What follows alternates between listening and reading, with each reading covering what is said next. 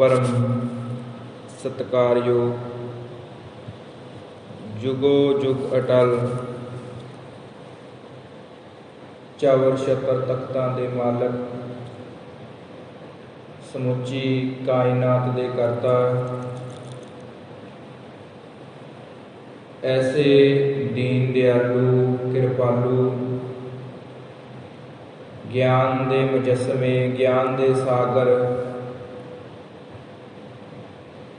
अगियानियां नूं ज्ञान बख्शिश करन वाले, शब्द गुर पीरा, गहर गंभीरा, राज आन राज, भान आन भान, देवान देव, उपमा महान, तख्तां उपर सुभाएवान, शब्द सतगुरु साहिब श्री गुरु ग्रंथ साहिब जी महाराज, जिन्हां दी निੱਘी गोद दा आनंद माणन दा सुभाग समा प्राप्त होया है। गुरु साहिब जी की कृपा है, दर्शन प्यासी दिन रात, चितमो आंदिन नीत, खोल कपट गुर मिलिया, नानक हर संग मीत। गुरु साहिब जी ने किरपा कर दिती, साडे नेत्रां दी तांग, गुरु दे दर्शन दिदारे। दर्शन देख जीवां गुर तेरा, पूरन करम होए प्रभ मेरा। गुरु साहिब जी ने रहमत दया वरताई है। पंचम गुरदेव शांति दे पुंज, शांति दे सागर, निमरता दे मालक, बाणी के बोहित, शहीदां दे सरताज, धन धन गुरु अर्जन देव पातशाह जी महाराज, जिन्हां दा चरण छो प्राप्त पावन पवित्र अस्थान गुरुद्वारा श्री बौली साहिब विखे अमृत वेले तो दरबार के अंदर सुंदर दीवान सजाए गए। सजे हुए दीवानां दे विच गुरु घर दे सिंह साहब जी पासों पंज बाणियां दा नितनेम दा जाप सरवण कीता। उपरंत गुरु साहिब जियां दे चरनां दे विच अरदास बेनती जोदड़ी हुई। उपरंत गुरु साहिब जी ने सानू गुरवाक बख्श किया, गुरे उपदेश बख्श किया।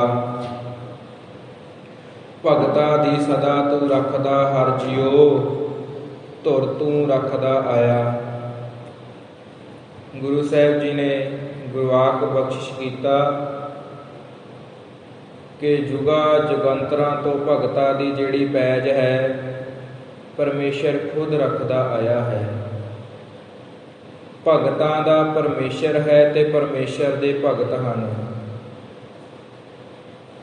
भगत परमेश्वर दे कोल परमेश्वर दा नाम सिमरन जप के पहुँच जाते ने, परमेश्वर नूं हासिल कर लेंदे ने ते परमेश्वर भी अपने भगतां दे सदा अंग संग रहिंदा है।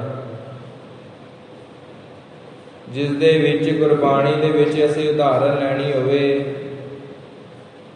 हरणाकश जो कि राक्षस है, जिसनों अपने वरदान का माण होया, अपने आप नूं रब दे बरोबर ते दर्जा दे लिया, रब समझण लग गया।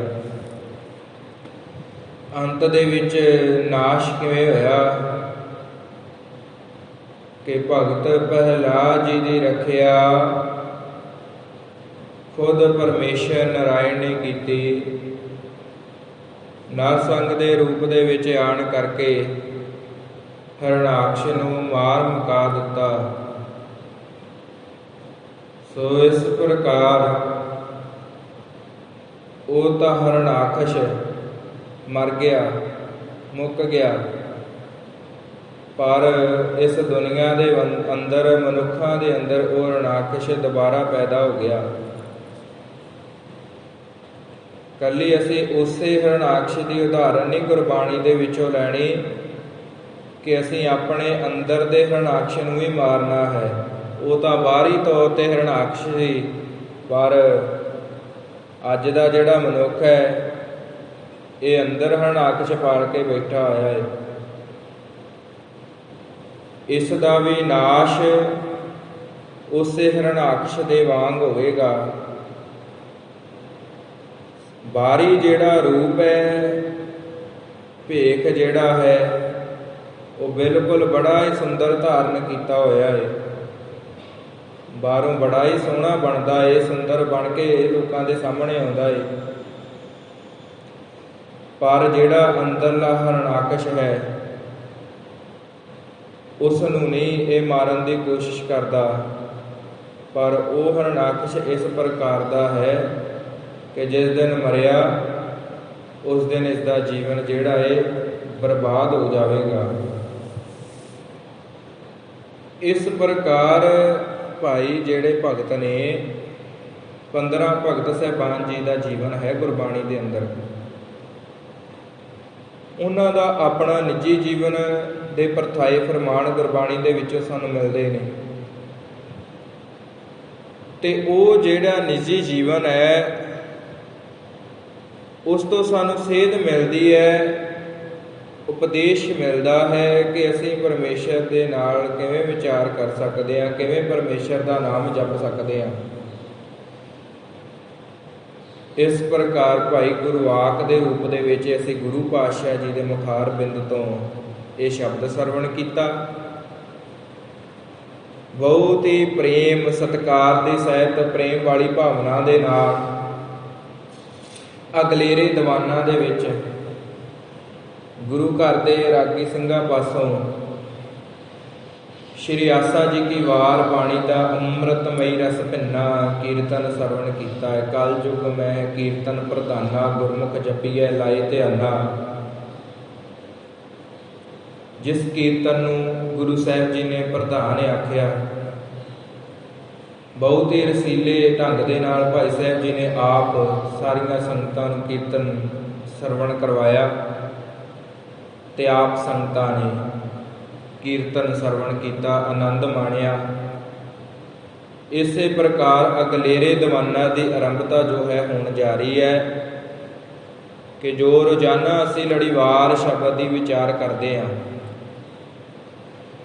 ਲੜੀਵਾਰ ਸ਼ਬਦ ਦੀ ਵਿਚਾਰ ਦੇ ਅੰਦਰ ਭਾਵ ਗੁਰਬਾਣੀ ਦੇ ਵਿੱਚ ਰਹਿ ਕਰਕੇ, ਗੁਰਬਾਣੀ ਇਤਿਹਾਸ ਦੇ ਜ਼ਰੀਏ, ਗੁਰੂ ਸਾਹਿਬ ਜੀ ਦੇ ਕੋਲੋਂ ਜੀਵਨ ਦੇ ਜ਼ਰੀਏ ਅਸੀਂ ਆਪਣੇ ਜੀਵਨ ਦੀ ਜਾਂਚ ਸਿੱਖਣੀ ਹੈ।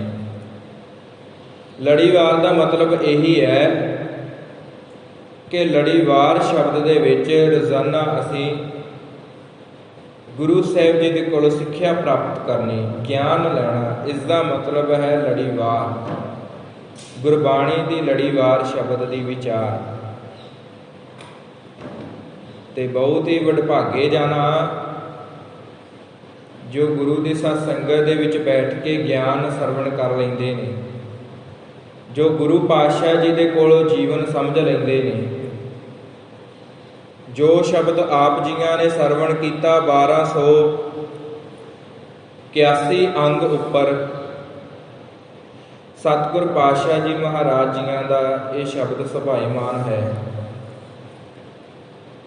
ਤੇ ਗੁਰੂ ਅਮਰਦਾਸ ਪਾਤਸ਼ਾਹ ਜੀ ਮਹਾਰਾਜ ਜੀਆਂ ਨੇ ਗੁਰੂ ਨਾਨਕ ਦੇਵ ਪਾਤਸ਼ਾਹ ਜੀ ਦੀ ਮਹਾਰਾਜ ਜੀਆਂ ਦੀ ਵਾਰ ਦੇ ਅੰਦਰ ਜਿਹੜਾ ਸ਼ਲੋਕ ਹੈ ਉਹ ਉਚਾਰਨ ਕੀਤਾ ਹੈ। ਪਹਿਲੇ ਸ਼ਲੋਕ ਦੇ ਅੰਦਰ ਅਸੀਂ ਸਰਵਣ ਕਰਾਂਗੇ ਕਿ ਭਾਈ ਹਮੇਸ਼ਾ ਹੀ ਸदैव ਹੀ ਗੁਰੂ ਦੀ ਸੇਵਾ ਕਰਨੀ ਚਾਹੀਦੀ ਹੈ, ਜਿਸ ਦੇ ਵਿੱਚੋਂ ਸਾਨੂੰ ਬਹੁਤ ਕੁਝ ਪ੍ਰਾਪਤ ਹੋਵੇਗਾ। ਸਾਡੀ ਹਉਮੈ ਖਤਮ ਹੋ ਜਾਵੇਗੀ। ਪਹਿਲਾ ਵਿਸ਼ਾ ਹੋਵੇਗਾ ਸਾਡਾ ਸੇਵਾ। ਸ਼ਲੋਕ ਮਹੱਲਾ ਤੀਜਾ ਗੁਰੂ ਅਮਰਦਾਸ ਪਾਤਸ਼ਾਹ ਜੀ ਮਹਾਰਾਜ ਜੀਆਂ ਦੇ ਕੋਲੋਂ ਇਹ ਪਾਵਨ ਸ਼ਬਦ ਅਸੀਂ ਸਰਵਣ ਕਰਾਂਗੇ। ਸਰਵਣ ਕਰਨ ਤੋਂ ਪਹਿਲਾਂ ਪੰਚਮ ਗੁਰਦੇਵ ਜੀ ਦਾ ਬਚਨ ਸਾਵਧਾਨ, ਇਕਾਗਰ ਚੀਤ, ਮਨ ਨੂੰ ਇਕਾਗਰ ਕਰਦੇ ਹੋਏ ਉਸ ਅਵਸਥਾ ਦੇ ਵਿੱਚ ਲੈ ਚੱਲੀਏ, ਟਿਕਾਊ ਵਾਲੀ ਅਵਸਥਾ ਦੇ ਵਿੱਚ ਲੈ ਚੱਲੀਏ, ਤਾਂ ਜੋ ਗੁਰੂ ਸਾਹਿਬ ਜੀ ਪੰਕਤੀ ਉਚਾਰਨ ਕਰਦੇ ਹੋਏ ਉਹਨਾਂ ਨੇ ਜੋ ਸਾਨੂੰ ਉਪਦੇਸ਼ ਬਖਸ਼ਿਸ਼ ਕੀਤਾ ਹੈ, ਉਹ ਉਪਦੇਸ਼ ਸਾਡੇ ਮਨ ਦੇ ਵਿੱਚ ਬੈਠ ਸਕੇ, ਸਾਡਾ ਮਨ ਟਿਕਾਊ ਦੇ ਵਿੱਚ ਆ ਸਕੇ। ਮਨ ਇਕਾਗਰ ਕਰਨ ਵਾਸਤੇ ਆਓ ਰਲ ਮਿਲ ਕਰਕੇ ਪ੍ਰੇਮ ਦੇ ਨਾਲ ਭਿੱਜ ਕੇ ਗੁਰਦਰਬਾਰ ਵਿਖੇ ਹਾਜ਼ਰੀ ਲਗਵਾਉਣਾ ਕਰੀਏ ਜੀ। ਆਖੋ ਜੀ ਸਤਨਾਮ ਸ਼੍ਰੀ ਵਾਹਿਗੁਰੂ ਸਾਹਿਬ ਜੀਓ।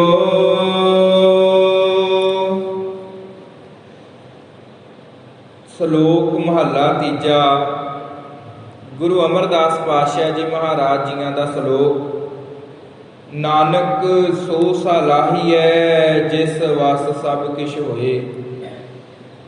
ਪਹਿਲਾਂ ਤਾਂ ਸਾਨੂੰ ਗੁਰੂ ਸਾਹਿਬ ਜੀ ਨੇ ਉਪਦੇਸ਼ ਬਖਸ਼ਿਸ਼ ਕੀਤਾ ਹੈ ਕਿ ਹੇ ਨਾਨਕ, ਉਸ ਨੂੰ ਸਲਾਹੁਣਾ ਚਾਹੀਦਾ ਏ, ਉਸ ਦੀ ਸਿਫਤ ਕਰਨੀ ਚਾਹੀਦੀ ਹੈ ਜਿਸ ਦੇ ਹੱਥ ਵਸ ਸਭ ਕੁਝ ਹੈ, ਜਿਸ ਵਸ ਸਭ ਕੁਛ ਹੋਏ।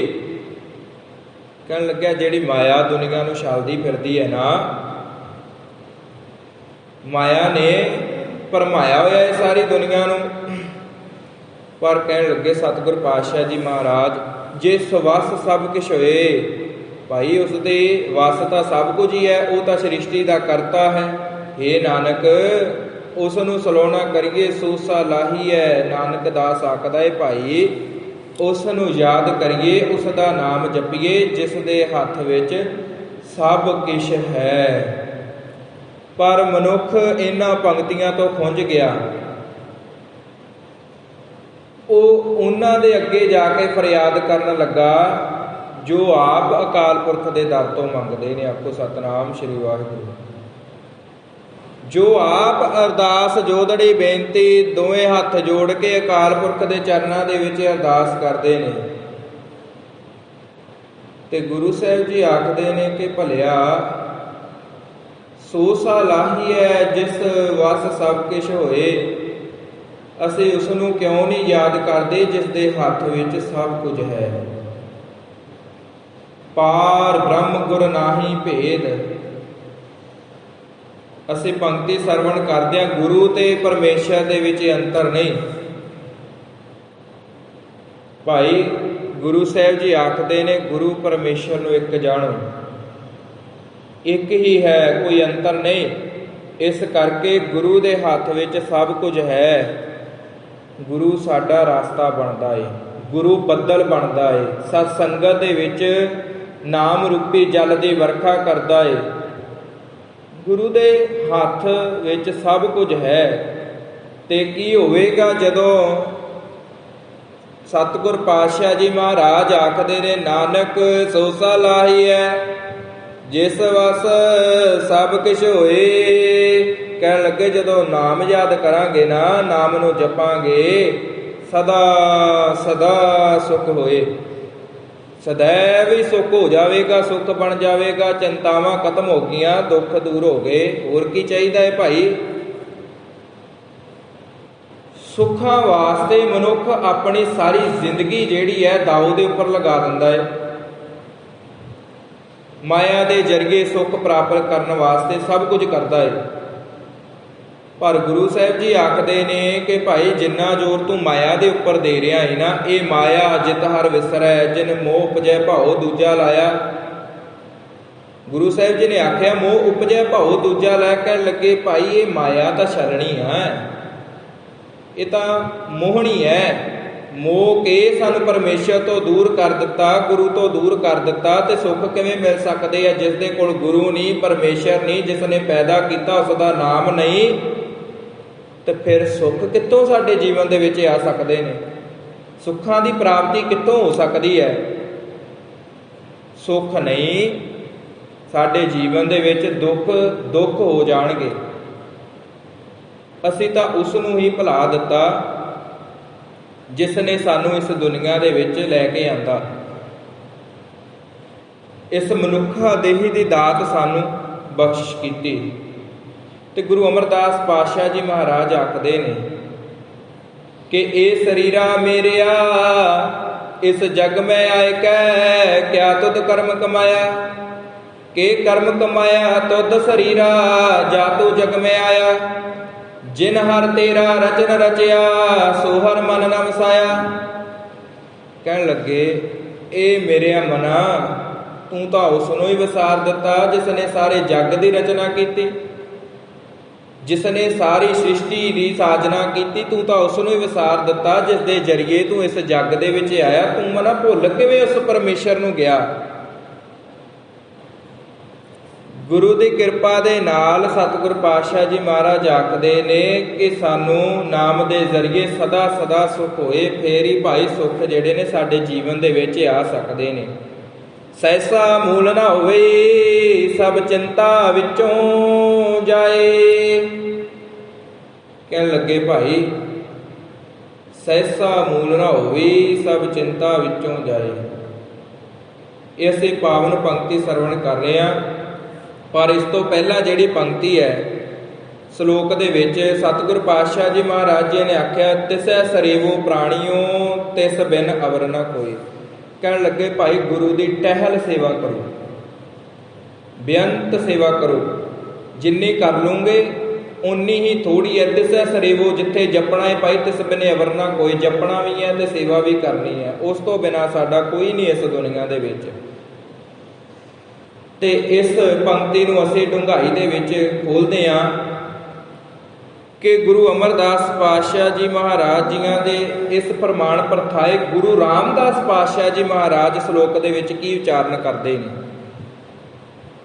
उन्होंने बड़ा ही प्यारा वचन आख्या है, जिस दी सेवा कीती फिर लेखा मंगी ऐसा सेवा औखी होई। कहन लगे उस दी सेवा करो भाई जो साडी सेवा नूं चितारे ना। पर मनुख की करता है, ਜਿਹੜੀ सेवा मनुख करता है ना उसका उसनूं हंकार हो जाता है साध संगत जी। पर गुरु के चरणों के विच जदों असीं सेवा करते हैं ना, गुरु सानूं जो दिंदा है वो साडे को कदी मंगदा नहीं, चितारदा नहीं कि मैं तुहानूं आ दिता है, मैं तुहानूं आ दिता है। पर मनुख की फितरत यह है कि ये जे किते सेवा भी करता है तो चितारन दे लई भी हमेशा तैयार ही रहिंदा है। ये फर्क है मनुख की सेवा करन दे विच ते गुरु दे प्यारे की सेवा करन दे विच। गुरु भावना दे नाल सेवा करता है, गुरु के संबंध दे विच जो गुरु का प्यारा है वो बड़ी भावना दे नाल सेवा करता है। ते जिहड़ा आम मनुख है ना जो सेवा का ढोंग इस दुनिया के विच रचाउंदा है वो चितारदा है। उदाहरण के तौर साध संगत जी जदों वोटां आउंदियां ने असीं देखदे ही हां ना, बाद दे विच चितारिया ही जांदा है ना, सुणा ही दिता जांदा है ना इन्ना राशन वंडिया सी भाई ते वोट सानूं फिरनी पई। आखो सतनाम श्री वाहिगुरू। चितारिया जांदा है। जे 2 थैलियां राशन दियां दे दित्तियां ते 25-30 जाणियां ने जुड़ जुड़ के फोटोआं खिचवाइयां। चितारिया जांदा है कि असीं राशन भाई वंडिया सी। इस करके बहुत फर्क है सेवा करन दे विच। एक वो सेवा करते हैं जो गुरु साहिब जी की शरण दे विच अपना जीवन निछावर कर देंदे ने, आत्म समर्पण कर देंदे ने। एक वो सेवा करते हैं जो सेवा करके गुरु रामदास पातशाह जी महाराज आखदे ने जो सुणाउंदे ने वापस लेखा मंग लैंदे ने। सा सेवा कीती औखी होई। गुरु साहिब जी ने आख्या जिस दी सेवा कीती फिर लेखा मंगी है।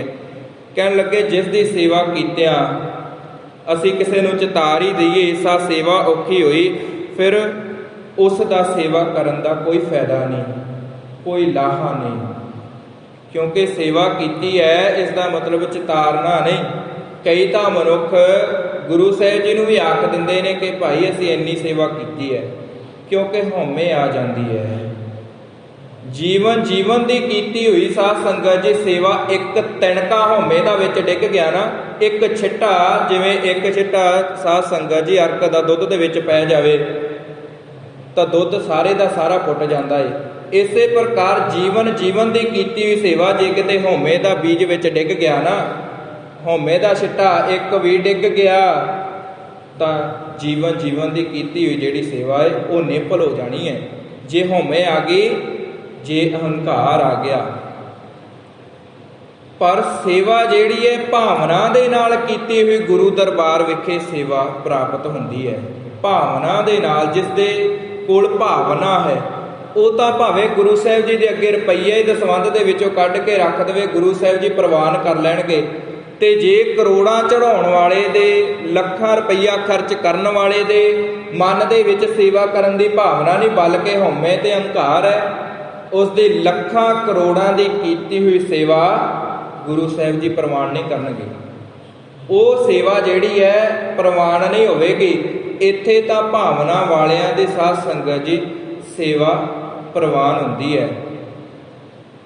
ਤੇ ਗੁਰੂ ਅਰਜਨ ਦੇਵ ਪਾਤਸ਼ਾਹ ਜੀ ਮਹਾਰਾਜ ਜੀਆਂ ਨੇ ਵੀ ਸੁਖਮਨੀ ਸਾਹਿਬ ਜੀ ਬਾਣੀ ਦੇ ਅੰਦਰ ਸਾਨੂੰ ਸਮਝਾਉਣਾ ਕੀਤਾ ਹੈ ਕਿ ਜਿਹੜਾ ਗੁਰੂ ਦਾ ਸੇਵਕ ਹੈ, ਜੋ ਗੁਰੂ ਦੇ ਭਾਣੇ ਦੇ ਵਿੱਚ ਆਪਣਾ ਜੀਵਨ ਬਤੀਤ ਕਰਦਾ ਹੈ, ਸੇਵਾ ਕਰਦਾ ਹੈ, ਉਸ ਦਾ ਜਿਹੜਾ ਜੀਵਨ ਹੈ ਉਹ ਸਫਲਾ ਹੋ ਜਾਂਦਾ ਹੈ। ਇਸ ਕਰਕੇ ਸਤਿਗੁਰ ਪਾਤਸ਼ਾਹ ਜੀ ਮਹਾਰਾਜ ਜੀਆਂ ਨੇ ਸਾਨੂੰ ਸਮਝਾਉਣਾ ਕੀਤਾ ਕਿ ਭਾਈ ਜਿਹੜੀ ਸੇਵਾ ਹੈ ਉਹ ਭਾਵਨਾ ਦੇ ਨਾਲ ਹੀ ਕੀਤੀ ਹੋਈ ਗੁਰੂ ਦਰਬਾਰ ਵਿਖੇ ਪ੍ਰਵਾਨ ਹੁੰਦੀ ਹੈ। ਤੇ ਜਿਹੜਾ ਗੁਰੂ ਦਾ ਸੇਵਕ ਗੁਰੂ ਦੀ ਸ਼ਰਨ ਦੇ ਵਿੱਚ ਰਹਿ ਕੇ ਗੁਰੂ ਦੀ ਆਗਿਆ ਮੰਨਦਾ ਹੈ, ਗੁਰ ਕੀ ਆਗਿਆ ਮਨ ਮੈਂ ਸਹੈ, ਗੁਰ ਕਾ ਗ੍ਰਹਿ ਸੇਵਕ ਜੋ ਰਹੈ।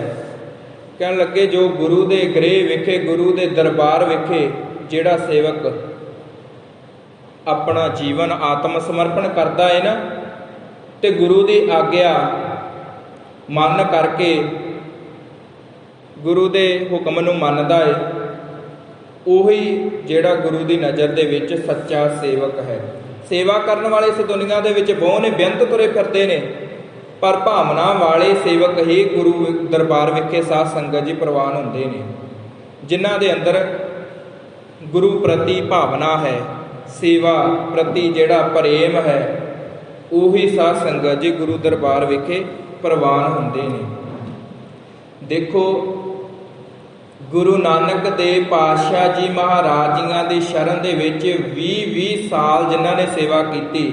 ਬਾਬਾ ਬੁੱਢਾ ਜੀ ਵਰਗੇ ਗੁਰਸਿੱਖ, ਭਾਈ ਭਗੀਰਥ ਜੀ ਜੋ ਕਿ ਆਪਣੇ ਨੇੜੇ ਮਸੀਹਾਂ ਨਗਰ ਦੇ ਰਹਿਣ ਵਾਲੇ ਸਨ, ਉਹਨਾਂ ਨੇ ਸੇਵਾ ਕੀਤੀ। ਭਾਈ ਸ਼ੀਹਾਂ ਉੱਪਲ ਜੀ, ਉਹਨਾਂ ਨੇ ਸੇਵਾ ਕੀਤੀ। ਤੇ ਇਸ ਪ੍ਰਕਾਰ ਸਾਧ ਸੰਗਤ ਜੀ ਉਹਨਾਂ ਸਿੱਖਾਂ ਨੇ ਗੁਰੂ ਦੀ ਸ਼ਰਨ ਦੇ ਵਿੱਚ ਰਹਿ ਕੇ ਇੰਨੇ ਸਾਲ ਸੇਵਾ ਕੀਤੀ, ਪਰ ਗੁਰਤਾ ਗੱਦੀ ਕਿਹਨਾਂ ਨੂੰ ਮਿਲੀ? ਭਾਈ ਲਹਿਣਾ ਜੀ ਨੂੰ। ਕਿਉਂਕਿ ਗੁਰੂ ਸਾਹਿਬ ਜੀ ਆਖਦੇ ਨੇ ਕਿ ਭਾਈ ਜਿਸ ਨੇ ਹੁਕਮ ਨੂੰ ਬੁੱਝਿਆ, ਉਹਨਾਂ ਨੇ ਹੁਕਮ ਨੂੰ ਬੁੱਝਿਆ। ਸੇਵਕ ਕੋ ਸੇਵਾ ਬਨਿਆਈ, ਹੁਕਮ ਬੂਝ ਪਰਮ ਪਦ ਪਾਈ। ਕਹਿਣ ਲੱਗੇ ਜਿਹੜੇ ਹੁਕਮ ਨੂੰ ਬੁੱਝ ਲੈਂਦੇ ਨੇ ਉਹਨਾਂ ਦੀ ਸੇਵਾ ਪ੍ਰਵਾਨ ਹੈ। ਗੁਰੂ ਸਾਹਿਬ ਜੀ ਨੇ ਨਿਆਂ ਕੀਤਾ, ਪ੍ਰੀਖਿਆ ਲਈ। ਇਸ ਕਰਕੇ ਬਾਬਾ ਸ਼੍ਰੀ ਚੰਦ ਜੀ, ਬਾਬਾ ਲਖਮੀ ਦਾਸ ਜੀ, ਆਮ ਤੌਰ ਤੇ ਅਸੀਂ ਦੁਨਿਆਵੀ ਨਜ਼ਰ ਦੇ ਵਿੱਚ ਦੇਖਦੇ ਹਾਂ ਪਿਤਾ ਪੁੱਤਰ ਨੂੰ ਗੱਦੀ ਤੇ ਬਿਠਾ ਦਿੰਦਾ ਹੈ ਜੀ, ਪਰ ਗੁਰੂ ਸਾਹਿਬ ਜੀ ਨੇ ਇਸ ਪ੍ਰਕਾਰ ਨਹੀਂ ਕੀਤਾ। ਭਾਵੇਂ ਕਿ 20-20 ਸਾਲ ਵਾਲੇ ਗੁਰਸਿੱਖ ਸੇਵਾ ਦੇ ਪਾਂਧੀ ਉਹਨਾਂ ਦੇ ਸਾਹਮਣੇ ਨਜ਼ਰ ਆਏ, ਸੇਵਾ ਸਾਰਿਆਂ ਨੇ ਕੀਤੀ, ਪਰ ਸੇਵਾ ਦੇ ਵਿੱਚੋਂ ਪਰਮੇਸ਼ਰ ਦੇ ਹੁਕਮ ਨੂੰ ਜਿਸ ਨੇ ਬੁੱਝਿਆ, ਉਹ 7 ਸਾਲ ਸੇਵਾ ਕਰਕੇ ਹੀ ਗੁਰੂ ਦੀ ਸ਼ਰਨ ਦੇ ਵਿੱਚ ਪ੍ਰਵਾਨ ਹੋ ਗਿਆ। ਆਖੋ ਸਤਿਨਾਮ ਸ੍ਰੀ ਵਾਹਿਗੁਰੂ। ਕਿਉਂਕਿ ਉਸ ਨੇ ਹੁਕਮ ਨੂੰ ਬੁੱਝ ਲਿਆ। ਭਾਈ ਲਹਿਣਾ ਜੀ ਨੇ ਸੇਵਾ ਕੀਤੀ।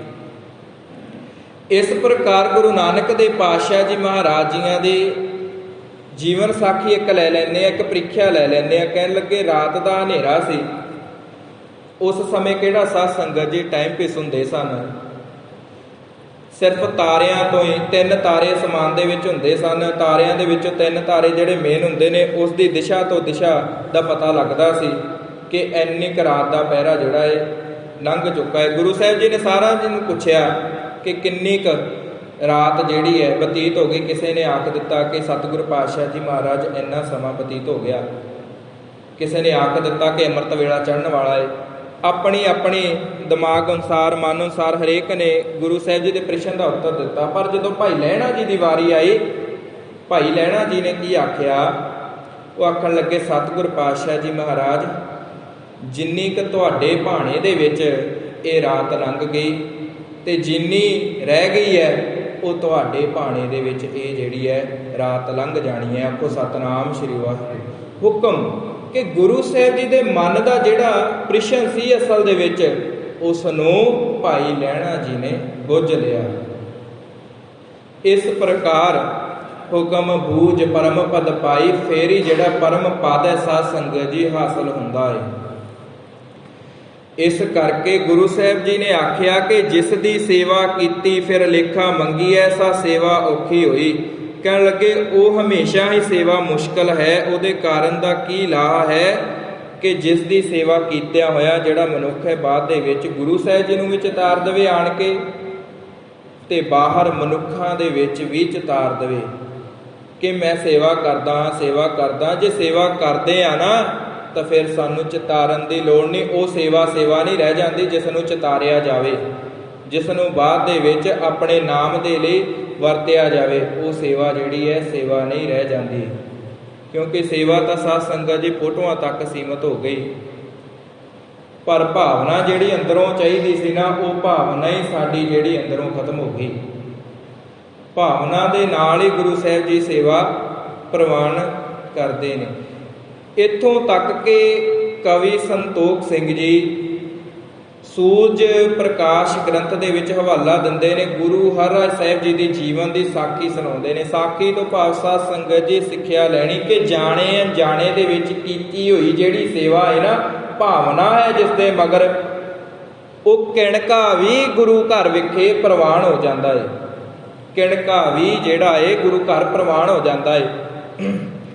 ਤੇ ਅਸੀਂ ਉਹ ਸਾਖੀ ਸਰਵਣ ਕਰਦੇ ਹਾਂ ਕਿ ਗੁਰੂ ਹਰਿਰਾਏ ਸਾਹਿਬ ਜੀ ਨੂੰ ਸੰਗਤਾਂ ਨੇ ਬਚਨ ਕੀਤੇ। ਆਖਿਆ ਕਿ ਸਤਿਗੁਰ ਪਾਤਸ਼ਾਹ ਜੀ ਮਹਾਰਾਜ ਕਿ ਕੋਈ ਗੁਰੂ ਕਾ ਸੇਵਕ, ਗੁਰੂ ਘਰ ਦਾ ਸ਼ਰਧਾਲੂ ਹੋਵੇ ਤੇ ਉਸਨੇ ਸੇਵਾ ਕਰਨੀ ਹੋਵੇ, ਪਰ ਉਸ ਦੇ ਘਰ ਖਾਣ ਵਾਸਤੇ ਕੁਝ ਵੀ ਨਾ ਹੋਵੇ, ਉਸ ਦਾ ਧੰਦਾ ਜਿਹੜਾ ਇਹ ਬਿਲਕੁਲ ਥੱਲੇ ਡਿੱਗ ਪਵੇ, ਉਸ ਦੇ ਕੋਲ ਰੋਟੀ ਵਾਸਤੇ ਕਿਤੇ ਪੈਸੇ ਨਾ ਹੋਣ, ਤੇ ਉਹ ਗੁਰੂ ਘਰ ਸੇਵਾ ਕਿਵੇਂ ਕਰੇ? ਪ੍ਰਸ਼ਨ ਕੀਤਾ ਸਤਿਗੁਰ ਪਾਤਸ਼ਾਹ ਜੀ ਮਹਾਰਾਜ ਜੀਆਂ ਨੂੰ।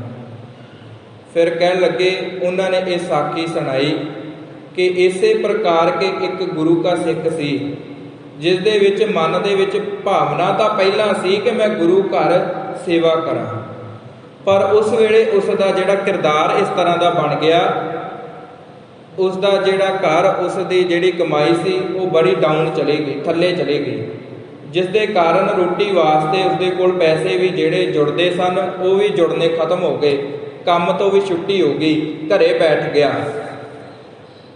ਫਿਰ ਕਹਿਣ ਲੱਗੇ ਛੋਟੀ ਜੀ ਝੌਂਪੜੀ ਸੀ ਤੇ ਉਸ ਝੌਂਪੜੀ ਦੇ ਵਿੱਚ ਕਹਿਣ ਲੱਗੇ ਪੂਰਬਲੇ ਕਰਮਾਂ ਦੀ ਜਿਹੜੀ ਕਮਾਈ ਸੀ ਨਾ, ਚਿੜਾ ਤੇ ਚਿੜੀ ਸਾਧ ਸੰਗਤ ਜੀ ਇਹ ਜੋੜਾ ਉਸ ਝੌਂਪੜੀ ਦੇ ਵਿੱਚ ਰਹਿੰਦੇ ਸਨ। ਤੇ ਉਸ ਦੀ ਉਦਾਹਰਣ ਕਵੀ ਜੀ ਨੇ ਦਿੱਤੀ ਕਿ ਉਹਨਾਂ ਦੀ ਕਮਾਈ ਬਹੁਤ ਜ਼ਿਆਦਾ ਸੀ, ਪਤਾ ਨਹੀਂ ਕਿਸੇ ਕਾਰਨ ਉਹ ਇਸ ਚਿੜਾ ਤੇ ਚਿੜੀ ਦੀ ਜੂਨ ਦੇ ਵਿੱਚ ਸਾਧ ਸੰਗਤ ਜੀ ਰਹਿ ਰਹੇ ਸਨ, ਪਰ ਉਹਨਾਂ ਨੂੰ ਕੁਝ ਭੁੱਲਿਆ ਨਹੀਂ। ਪਰਮੇਸ਼ਰ ਦੀ ਕਿਰਪਾ ਸਦਕਾ ਉਹਨਾਂ ਨੂੰ ਸਾਰਾ ਹੀ ਗਿਆਨ ਹੈ, ਬੜੀ ਸੇਵਾ ਕੀਤੀ ਉਹਨਾਂ ਨੇ ਆਪਣੇ ਜੀਵਨ ਦੇ ਵਿੱਚ। ਪਰ ਕਹਿਣ ਲੱਗੇ ਜਦ ਅੱਜ ਇਸ ਸੇਵਕ ਦਾ ਮਨ ਦੇਖਿਆ ਨਾ, ਜਦੋਂ ਇਸ ਦਾ ਧੰਦਾ ਬਿਲਕੁਲ ਠੱਪ ਹੋ ਗਿਆ ਤਾਂ ਉਹਨਾਂ ਦੇ ਕੋਲੋਂ ਰਿਹਾ ਨਾ ਗਿਆ। ਉਹਨਾਂ ਨੇ ਆਖਿਆ ਕਿ ਇਹਨਾਂ ਦੀ ਸੇਵਾ ਕਰਨੀ ਚਾਹੀਦੀ ਹੈ, ਕਿ ਵਿਚਾਰੇ ਕਿੱਥੋਂ ਰੋਟੀ ਖਾਣਗੇ, ਇਹ ਤਾਂ ਚਾਹੁੰਦੇ ਨੇ ਕਿ ਗੁਰੂ ਘਰ ਵੀ ਸੇਵਾ ਕਰਨ। ਉਹਨਾਂ ਨੇ ਕੀ ਕੀਤਾ ਕਿ ਥੋੜ੍ਹੇ ਬਹੁਤੇ ਦਾਣੇ ਜਿੰਨੇ ਵੀ ਉਹਨਾਂ ਦੇ ਘਰ ਵਿਖੇ ਸਨ ਰੋਟੀ ਵਾਸਤੇ, 1 ਦਾਣਾ 2 ਦਾਣੇ ਉਹਨਾਂ ਨੇ ਆਪਣੀ ਚੁੰਝ ਦੇ ਵਿੱਚ ਪਾ ਕੇ ਗੁਰੂ ਘਰ ਲੰਗਰਾਂ ਵਿਖੇ ਪਾ ਆਉਣੇ। ਕਹਿਣ ਲੱਗੇ ਇਹੋ ਜਿਹੀ ਸਤਿਗੁਰ ਪਾਤਸ਼ਾਹ ਜੀ ਮਹਾਰਾਜ ਜੀਆਂ ਦੀ ਕਿਰਪਾ ਹੋਈ, ਪਰਮੇਸ਼ਰ ਦੀ ਕਿਰਪਾ ਹੋਈ ਕਿ ਦਿਨੋਂ ਦਿਨ ਉਸ ਸਿੱਖ ਦੇ ਜਿਹੜਾ ਕਮਾਈ ਦੇ ਵਿੱਚ ਵਾਧਾ ਹੋਣਾ ਸ਼ੁਰੂ ਹੋ ਗਿਆ ਤੇ ਨੌਕਰੀ ਵੀ ਮਿਲ ਗਈ, ਸਭ ਕੁਝ ਵਧੀਆ ਕਮਾਈ ਉਹ ਕਰਨ ਲੱਗ ਗਿਆ। ਕਹਿਣ ਲੱਗੇ ਜਿੱਥੇ 1 ਸੀ ਫਿਰ 2-2 ਦਾਣੇ ਜਾਣੇ ਸ਼ੁਰੂ ਕਰ ਦਿੱਤੇ, ਮਤਲਬ ਕਿ ਰੋਜ਼ਾਨਾ ਗੁਰੂ ਕੇ ਲੰਗਰਾਂ ਵਿਖੇ 2 ਦਾਣੇ ਪਾ ਕੇ ਆਉਣੇ। ਹਾਲਾਂਕਿ ਉਸ ਸਿੱਖ ਦਾ ਫਰਜ਼ ਸੀ ਦਸਵੰਧ ਕੱਢਣਾ। ਪਰ ਕਹਿਣ ਲੱਗੇ ਅੱਜ ਨੌਬਤ ਇੱਦਾਂ ਦੀ ਆ ਗਈ, ਸ਼ਾਇਦ ਉਸ ਦਾ ਕੋਈ ਕਾਰਨ ਹੋਵੇਗਾ ਕਿ ਗੁਰੂ ਦੇ ਬਚਨਾਂ ਨੂੰ ਭੁਲਾ ਦਿੱਤਾ ਕਿ ਦਸਵੰਧ ਕੱਢਣਾ ਸੀ, ਪਰ ਉਹ ਦਸਵੰਧ ਇਸ ਚਿੜਾ ਚਿੜੀ ਨੇ ਕੱਢਿਆ। ਫਿਰ ਕਹਿਣ ਲੱਗੇ, ਇੱਕ ਦਿਨ ਆਪਣੀ ਘਰਵਾਲੀ ਨੂੰ ਆਖਣ ਲੱਗਾ ਕਿ ਆਪਾਂ ਹੁਣ ਪੱਕਾ ਮਕਾਨ ਜਿਹੜਾ ਇਹ ਛੱਤ ਲਈਏ, ਇੱਟਾਂ ਤੇ ਚੂਨੇ ਵਾਲਾ ਜਿਹੜਾ ਮਕਾਨ ਹੈ ਨਾ ਉਹ ਪਾ ਲਈਏ, ਤਾਂ ਕਿ ਆਪਣਾ ਇਸ ਝੌਂਪੜੀ ਤੋਂ ਛੁਟਕਾਰਾ ਮਿਲ ਸਕੇ, ਛੁਟਕਾਰਾ ਪਾ ਲਈਏ। ਹੁਣ ਤਾਂ ਆਪਣੇ ਕੋਲ ਪੈਸੇ ਵੀ ਵਧੀਆ ਆ ਗਏ, ਸਭ ਕੁਝ ਵਧੀਆ ਆ ਗਿਆ, ਤੇ ਹੁਣ ਕਿਹੜਾ ਆਪਾਂ ਨੂੰ ਕੋਈ ਕਮੀ ਹੈ। ਪਰ ਕਾਰਨ ਕੀ ਬਣਿਆ ਸਾਧ ਸੰਗਤ ਜੀ, ਉਹ ਜਿਹੜੇ ਚਿੜਾ ਚਿੜੀ ਉਸ ਝੌਂਪੜੀ ਦੇ ਵਿੱਚ ਰਹਿੰਦੇ ਸਨ ਨਾ, ਪੱਕੇ ਮਕਾਨ ਕਰਕੇ ਉਹਨਾਂ ਨੂੰ ਉੱਥੋਂ ਜਾਣਾ ਪਿਆ। ਕੋ ਸਤਨਾਮ ਸ਼੍ਰੀ ਵਾਹਿਗੁਰੂ। ਉਹ ਜਦੋਂ ਚਿੜਾ ਚਿੜੀ ਉੱਥੋਂ ਚਲੇ ਜਾਂਦੇ ਨੇ ਤੇ ਇਸ ਦੀ ਜਿਹੜੀ ਮਨ ਦੀ ਭਾਵਨਾ ਬਦਲ ਗਈ ਤੇ ਗੁਰੂ ਘਰ ਵੀ ਇਸ ਨੇ ਜਾਣਾ ਬੰਦ ਕਰ ਦਿੱਤਾ। ਫਿਰ ਕੀ ਹੋਇਆ ਕਿ ਇਸ ਦੀ ਕਮਾਈ ਦੇ ਵਿੱਚ ਫਿਰ ਘਾਟਾ ਪੈਣਾ ਸ਼ੁਰੂ ਹੋ ਗਿਆ। ਕਹਿਣ ਲੱਗੇ ਅਖੀਰ ਦੇ ਵਿੱਚ ਆਣ ਕੇ ਪੱਕਾ ਮਕਾਨ ਕੋਲ ਰਹਿ ਗਿਆ, ਪਰ ਖਾਣ ਵਾਸਤੇ, ਰੋਟੀ ਵਾਸਤੇ ਜਿਹੜੇ ਪੈਸੇ ਸਨ ਬਿਲਕੁਲ ਖਤਮ ਹੋ ਗਏ। ਜਿੰਨੇ ਵੀ ਪੈਸੇ ਸਨ ਇਸ ਨੇ ਲਗਾ ਦਿੱਤੇ, ਖਪਤ ਕਰ ਦਿੱਤੇ, ਨਜਾਇਜ਼ ਵਰਤੋਂ ਕੀਤੀ ਪੈਸਿਆਂ ਦੀ, ਫਜ਼ੂਲ ਖਰਚੀ ਦੇ ਵਿੱਚ ਸਾਰੇ ਪੈਸੇ ਉਡਾ ਦਿੱਤੇ। ਅੱਜ ਫਿਰ ਘਾਟਾ ਪੈ ਗਿਆ। ਅੱਜ ਫਿਰ ਕੰਮ ਤੋਂ ਜਿਹੜੀ ਹੈ ਛੁੱਟੀ ਮਿਲ ਗਈ, ਘਰੇ ਬੈਠਾ ਹੈ। ਹੋਰ ਕਹਿਣ ਲੱਗੇ, ਗੁਰੂ ਹਰਿਰਾਏ ਸਾਹਿਬ ਜੀ ਦੀ ਸ਼ਰਨ ਦੇ ਵਿੱਚ ਆਇਆ ਕਿ ਸਤਿਗੁਰ ਪਾਤਸ਼ਾਹ ਜੀ ਮਹਾਰਾਜ ਮੇਰੀ ਭੁੱਲ ਖਿਮਾ ਬਖਸ਼ ਲਵੋ, ਮੇਰੇ ਮਨ ਦੀ ਭਾਵਨਾ ਸੀ, ਪਰ ਪਤਾ ਨਹੀਂ ਕਿ ਪਰਮੇਸ਼ਰ ਦੀ ਕਿਰਪਾ ਹੋਈ, ਮੇਰਾ ਕੰਮ ਧੰਦਾ ਬੜਾ ਵਧੀਆ ਚੱਲਣ ਲੱਗ ਗਿਆ, ਪਰ ਫਿਰ ਪਤਾ ਨਹੀਂ ਕੀ ਗੱਲ ਹੋ ਗਈ ਕਿ ਮੇਰਾ ਸਾਰਾ ਜਿਹੜਾ ਕੰਮ ਧੰਦਾ ਸੀ ਉਹ ਫਿਰ ਖਤਮ ਹੋ ਗਿਆ, ਤੇ ਅੱਜ ਫਿਰ ਮੇਰੀ ਰੋਡ ਦੇ ਉੱਪਰ ਆਉਣ ਵਾਲੀ ਹਾਲਤ ਬਣ ਗਈ। ਮੈਂ ਕਿਵੇਂ ਗੁਜ਼ਾਰਾ ਕਰਾਂ? ਹੁਣ ਤਾਂ ਤੁਸੀਂ ਮੇਰੀ ਰੱਖਿਆ ਕਰ ਸਕਦੇ ਹੋ, ਕਿਰਪਾ ਕਰੋ, ਕਿਰਪਾ ਕਰੋ ਦੀਨ ਕੇ ਦਾਤੇ, ਮੇਰਾ ਗੁਣ ਅਵਗੁਣ ਨਾ ਵਿਚਾਰੋ ਕੋਈ, ਮਾਟੀ ਕਾ ਕਿਆ ਧੋਪੈ ਸੁਆਮੀ, ਮਾਨਸ ਕੀ ਗਤ ਇਹੀ। ਕਿ ਸਤਿਗੁਰ ਪਾਤਸ਼ਾਹ ਜੀ ਮਹਾਰਾਜ ਮੇਰੀਆਂ ਭੁੱਲਾਂ ਨੂੰ ਬਖਸ਼ ਲਵੋ, ਅਵਗੁਣਾਂ ਨੂੰ ਬਖਸ਼ ਲਵੋ। ਫਿਰ ਗੁਰੂ ਹਰਿਰਾਏ ਸਾਹਿਬ ਜੀ ਨੇ ਦੱਸਿਆ ਕਿ ਸਿੱਖਾ ਤੂੰ ਬੜੀ ਵੱਡੀ ਗਲਤੀ ਕੀਤੀ, ਤੈਨੂੰ ਇਸ ਗੱਲ ਦਾ ਨਹੀਂ ਪਤਾ ਕਿ ਤੇਰੀ ਝੌਂਪੜੀ ਦੇ ਵਿੱਚ ਜੋ ਚਿੜਾ ਚਿੜੀ ਰਹਿੰਦੇ ਸਨ, ਤੇਰੀ ਕਮਾਈ ਦੇ ਵਿੱਚ ਵਾਧਾ ਉਹਨਾਂ ਦੇ ਪੂਰਬਲੇ ਕਰਮਾਂ ਦੀ ਕੀਤੀ ਹੋਈ ਬੰਦਗੀ ਨੇ ਕੀਤਾ ਹੈ। ਤੂੰ ਕਿਵੇਂ ਭੁੱਲ ਗਿਆ? ਤੇਰੇ ਮਨ ਦੇ ਵਿੱਚ ਸਿੱਖਾ ਵਿਚਾਰ ਕਿਉਂ ਨਹੀਂ ਆਈ ਕਿ ਜਿਸ ਦਿਨ ਤੂੰ ਪੱਕਾ ਮਕਾਨ ਬਣਾਇਆ ਤੇ ਉਸ ਚਿੜੀ ਚਿੜੇ ਨੂੰ ਤੂੰ ਭੁੱਲ ਗਿਆ? ਤੂੰ ਕਦੇ ਜਾਣਨ ਦੀ ਕੋਸ਼ਿਸ਼ ਨਹੀਂ ਕੀਤੀ ਕਿ ਕਾਰਨ ਕੀ ਹੈ ਕਮਾਈ ਦੇ ਵਿੱਚ ਵਾਧਾ ਹੋਣ ਦਾ? ਨਾ ਤੂੰ ਗੁਰੂ ਘਰ ਵਿਖੇ ਆਇਆ ਤੇ ਨਾ ਤੂੰ ਉਸ ਚਿੜੀ ਚਿੜੇ ਨੂੰ ਮਿਲਿਆ। ਪਰ ਕਹਿਣ ਲੱਗੇ ਇੱਕ ਹੱਲ ਹੈ ਕਿ ਗੁਰੂ ਘਰ ਆਣ ਕੇ ਗੁਰੂ ਕੇ ਲੰਗਰਾਂ ਵਿਖੇ ਸੇਵਾ ਸਿਮਰਨ ਕਰਿਆ ਕਰ, ਤੇਰੀਆਂ ਜਿਹੜੀਆਂ ਭੁੱਲਾਂ ਨੇ ਉਹ ਬਖਸ਼ੀਆਂ ਜਾਣਗੀਆਂ ਤੇ ਤੇਰਾ ਜਿਹੜਾ ਕੰਮ ਹੈ ਬਹੁਤ ਵਧੀਆ ਚੱਲਣ ਲੱਗ ਪਵੇਗਾ। ਇਸ ਪ੍ਰਕਾਰ ਕਈ ਵਾਰੀ ਨਾ ਸਾਧ ਸੰਗਤ ਜੀ ਬੜੇ ਸਾਡੇ ਮਨ ਦੇ ਵਿੱਚ ਪ੍ਰਸ਼ਨ ਹੁੰਦੇ ਨੇ ਕਿ ਗੁਰੂ ਘਰ ਦਾ ਸੇਵਕ ਪੱਕਾ ਸ਼ਰਧਾਲੂ ਹੁੰਦਾ ਹੈ ਤੇ ਸਾਹਮਣੇ ਇੱਕ ਮਨੁੱਖ ਕੰਨ ਦੇ ਵਿੱਚ ਆਣ ਕੇ ਚੁਗਲੀ ਮਾਰਦਾ ਹੈ ਜਿਹੜਾ ਗੁਰੂ ਘਰ ਦੇ ਨਾਲੋਂ ਟੁੱਟਿਆ ਹੁੰਦਾ ਹੈ ਕਿ ਤੈਨੂੰ ਕੀ ਗੁਰੂ ਘਰੋਂ ਮਿਲਿਆ? ਉਹ ਦੇਖ ਤੇਰੇ ਸਾਹਮਣੇ ਅਮੀਰਾਂ ਦੀ ਕੋਠੀ ਹੈ, ਉਹਨਾਂ ਦੇ ਕੋਲ ਜਾਇਦਾਦ ਹੈ, ਬਾਹਰ ਵੀ ਉਹਨਾਂ ਦਾ ਪਰਿਵਾਰ ਗਿਆ ਹੋਇਆ ਹੈ, ਕਰੋੜਾਂ ਅਰਬਾਂ ਦੇ ਵਿੱਚ ਉਹ ਖੇਡਦੇ ਨੇ, ਤੇ ਤੈਨੂੰ ਗੁਰੂ ਘਰੋਂ ਕੀ ਅੱਜ ਮਿਲਿਆ? ਤੇ ਉਹ ਤੋੜਨ ਦੀਆਂ ਗੱਲਾਂ ਕਰਦੇ ਨੇ। ਪਰ ਗੁਰੂ ਸਾਹਿਬ ਜੀ ਦੀ ਗੁਰਬਾਣੀ ਅਨੁਸਾਰ ਸਾਧ ਸੰਗਤ ਜੀ ਕੀ ਪਤਾ ਉਹਨਾਂ ਦੇ ਪੂਰਬਲੇ ਕਰਮ ਉਹਨਾਂ ਨੇ ਕਿੰਨੀ ਕੁ ਬੰਦਗੀ ਕੀਤੀ, ਅੱਜ ਉਹਨਾਂ ਨੂੰ ਇੰਨਾ ਐਸ਼ੋ-ਆਰਾਮ ਮਿਲ ਗਿਆ। ਅੱਜ ਜੇ ਉਹ ਨਹੀਂ ਕਰਦੇ ਤੇ ਇਹਦਾ ਫਲ ਉਹਨਾਂ ਨੂੰ ਅੱਗੇ ਜਾ ਕੇ ਮਿਲ ਜਾਵੇਗਾ। ਜਿਵੇਂ ਅਸੀਂ ਸਾਧ ਸੰਗਤ ਜੀ ਗੁਰਬਾਣੀ ਦੇ ਵਿੱਚੋਂ ਸ਼ਬਦ ਪੜ੍ਹਦੇ ਹਾਂ ਕਿ ਜੋ ਅਸੀਂ ਬੀਜਿਆ ਹੈ ਨਾ ਉਹੀ ਵੱਢਣਾ ਹੈ, ਜਿਹਾ ਬੀਜਿਆ ਸੋ ਲੁਣੈ ਕਰਮਾ ਸੰਧੜਾ ਖੇਤ, ਜੋ ਅਸੀਂ ਬੀਜਿਆ ਉਹੀ ਵੱਢਣਾ। ਜਿਵੇਂ ਸਾਧ ਸੰਗਤ ਜੀ ਅਸੀਂ ਫਸਲ ਦੀ ਉਦਾਹਰਨ ਲੈ ਲਈਏ ਕਿ ਕੁਝ ਸਬਜ਼ੀ ਇਸ ਪ੍ਰਕਾਰ ਹੁੰਦੀ ਹੈ ਜਿਸ ਨੂੰ ਅਸੀਂ 8 ਦਿਨਾਂ ਬਾਅਦ ਵੀ ਵੱਢ ਲੈਂਦੇ ਹਾਂ, ਕੁਝ ਫਸਲ ਅਸੀਂ 6 ਮਹੀਨਿਆਂ ਬਾਅਦ ਵੱਢਦੇ ਹਾਂ, ਕੁਝ ਸਾਲ ਬਾਅਦ।